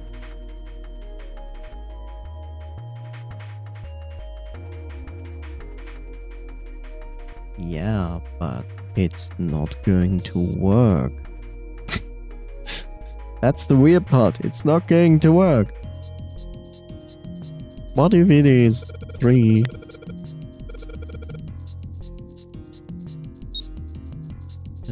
It's also not going to work like that.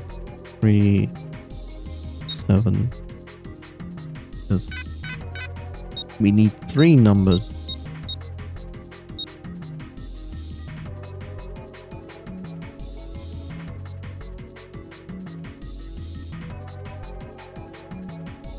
Unless, no, maybe. But that doesn't give us like 3 numbers. That makes no sense.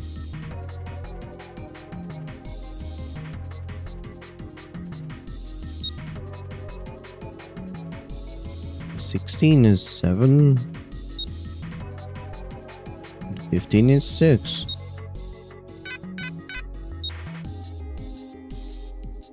I don't get it.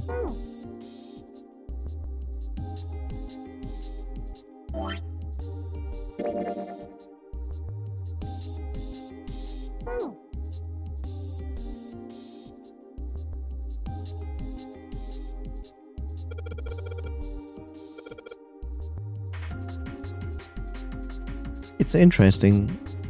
I thought like every puzzle has like an actual hint system.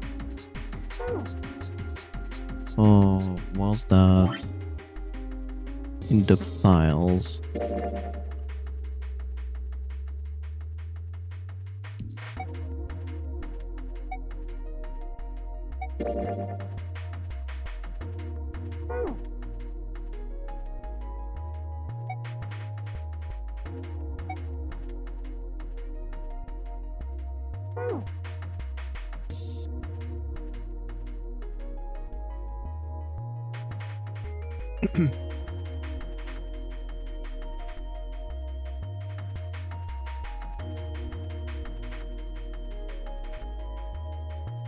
C is 12, 10, and F is 15, but 10 is 16.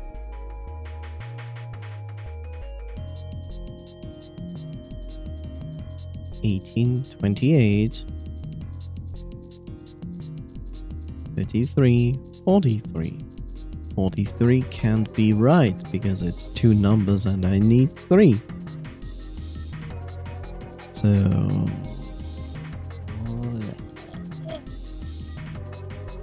yes.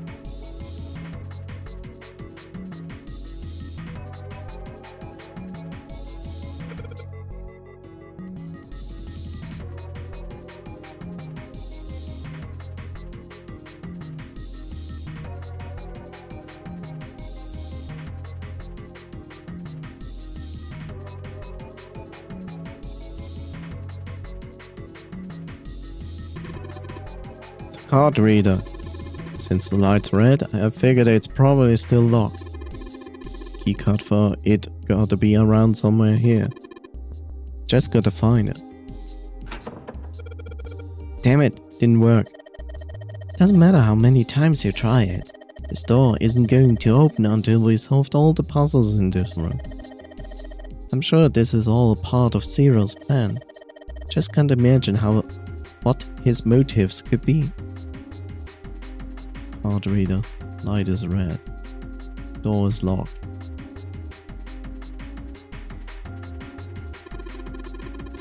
Hey Jumpy, where do you think you're going?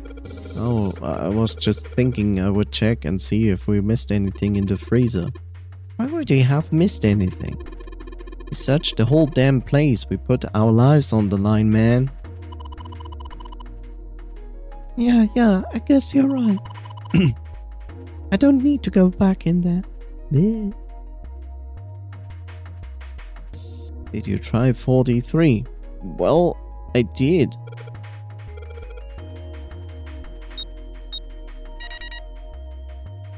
I tried 43. It didn't work.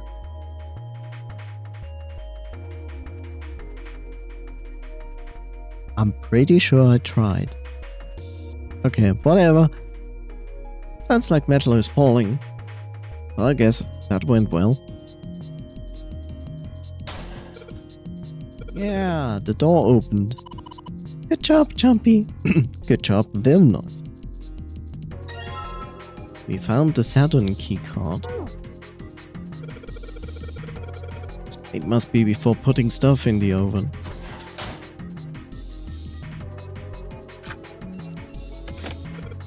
Yes, I think it's unlocked now. You did it, Jumpy. You did it, very nice. Let's get out of here. Let's get out of here. Yes, let's go. I'm pretty sure I put in 43. Or did I put in 44? Maybe. Think we've been here before. You think too much, Jumpy. If I'm perfectly honest.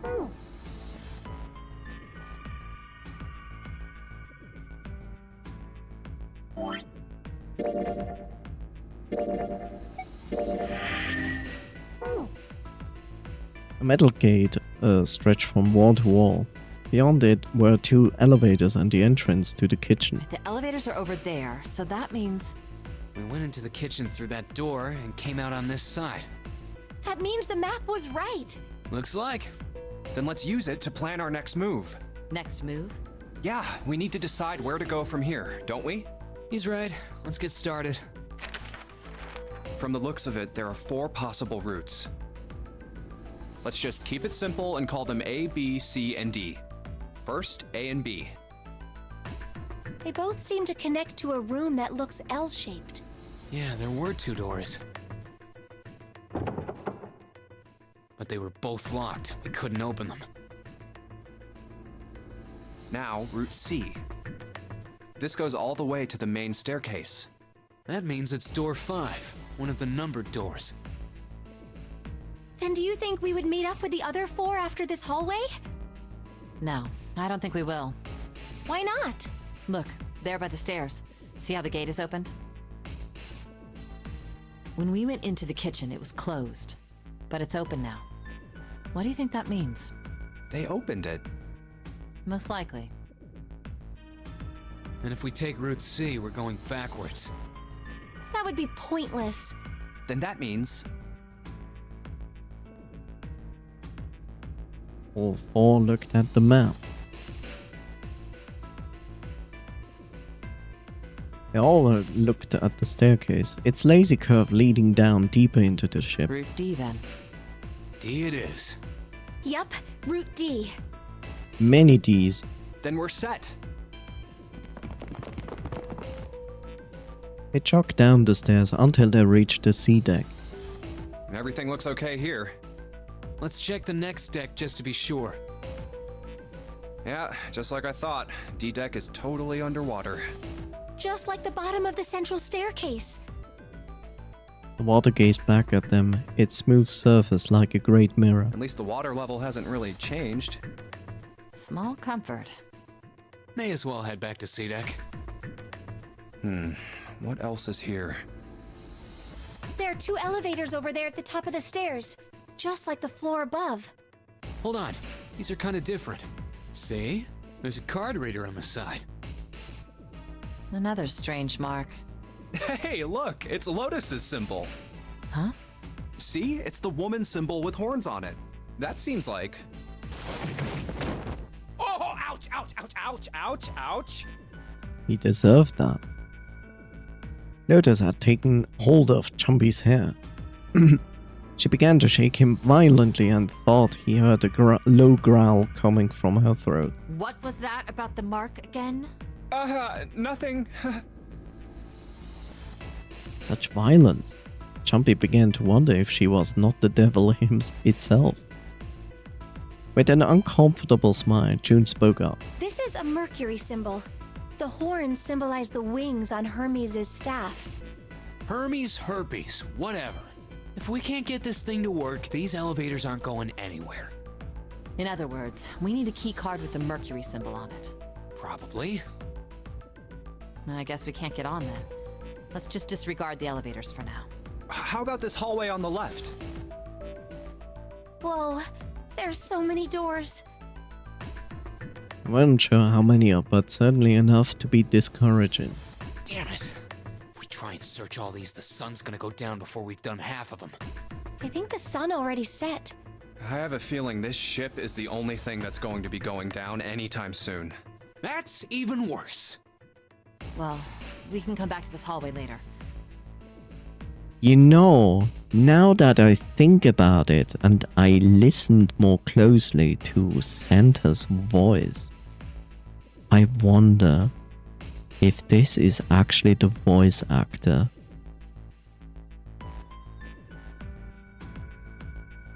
Of one of the characters from Komorebi.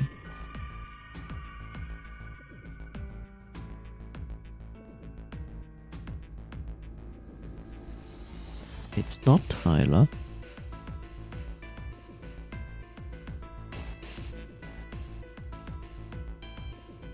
Dante?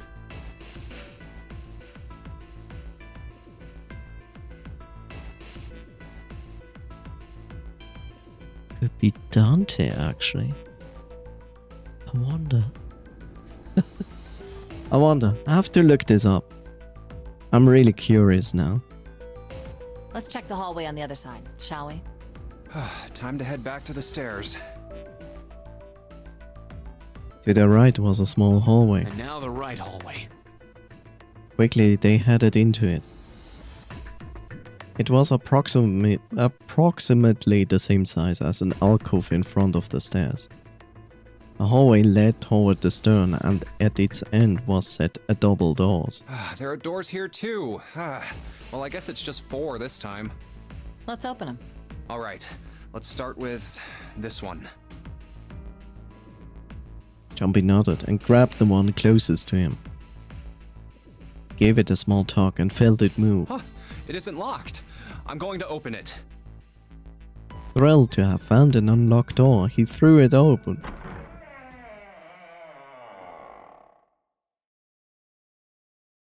Jumpy didn't know what to make of what he saw.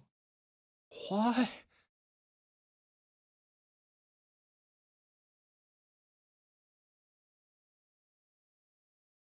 He simply stood unable to speak. The other simply stared, open-mouthed. After a few long moments, Santa managed to speak. What the hell is this? This place is huge. Massive room stretched out in front of them, more a cavern than a room. Its vastness was oppressive, and it bore down on the 4 companions. It was empty, however. The entire room was filled with lines upon lines of beds. Oh, there are beds everywhere. They were simply simple things, little more than pipe and thin mattresses. Is this a hospital? He had at last been able to put a name to the harsh scent that pervaded the room. It definitely has the smell. Could be. I see medicine cabinets and surgical tools. Be.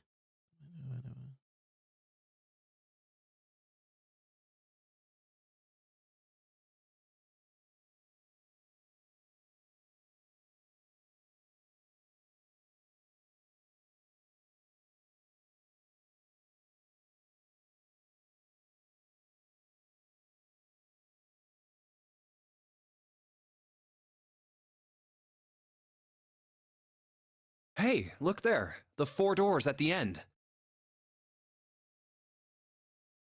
3 of them were emblazoned with large single-digit numbers made with thick red paint. The left door says 3. The second door is blank, but the third has a 7. And the rightmost door is 8. There's no doubt. They're numbered doors. Why is the second door blank? That seems kind of strange, don't you think? No point worrying about it right now. Let's see if these will open first. Yes, that sounds like a good plan. Chompy headed toward the doors, waving his way between the beds. He started with door 3 on the left and moved on to the right until reached door number 8. Yeah, we all know it's not going to open.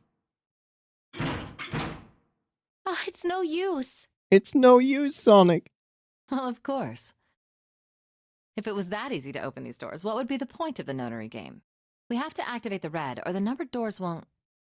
Wait a minute. What's wrong? Look, the display on the red. There's nothing on it. Huh? Don't you remember? The red at the central staircase? If no one was inside, it said vacant. Oh yeah, you're right. But this one, There's nothing on it. right? I wonder if it's broken. Only one way to find out. It's not responding. All 4 took turns placing their hands over the red, but it refused to respond. They pulled at the lever and still did nothing. As they soon discovered, it wasn't only the red of door 8 that was behaving strangely. How about the red on door 7? And door 3? None of them are working. What does it mean? I knew it. They're broken. Zero sure sucks at maintenance. No, that's impossible. You really think Zero, who prepared all of this, would make such a stupid, simple mistake? Maybe, but that doesn't explain why this thing ain't working. It was at the moment that they heard a voice from behind them. I believe the bottom of the device has been removed. They spun around to see, Snake! but it was more than just Snake. Ace! Clover! 7! Although they were glad to see one another, it wasn't terribly surprising that they had. If it had been the other party who'd opened the gate in front of the kitchen, it wasn't unreasonable that they would bump into one another eventually. The rest of Snake's team, however, did look rather surprised. How did you end up here? That's my line? Perhaps we should exchange information. After a moment of silence and surprise, everyone suddenly began to talk, desperate to exchange information. They talked about the rooms they'd be going through and how they ended up in the same place. Of course, none of it was very useful information, but that hardly mattered. They were happy to simply see one another again. Although the level of cheer varied greatly from person to person, each one of them was wearing some manner of smile. Almost as though they had already forgotten about the death of the 9th man. No, thought Chompy. Perhaps that wasn't it. Perhaps thoughts of his death were what drove them to smile at one another. Not in a morbid or hateful way, no. The 9th man had died. But they were still alive, and that was something to be happy about. Sort of simple, uncomplicated joy, Chompy thought. The joy of being alive. The joy of painting. Still alive. He felt sorry for the 9th man, but more than anything, Chompy was just happy to be alive.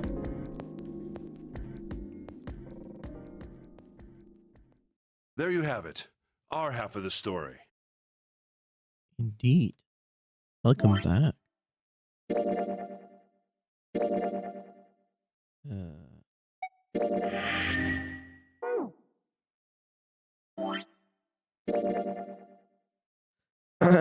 So,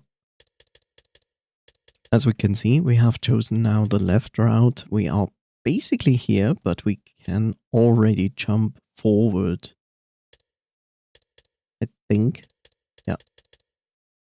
So we can follow this, and I think we should follow this, not jump right away. To then go here, here, and make a different choice.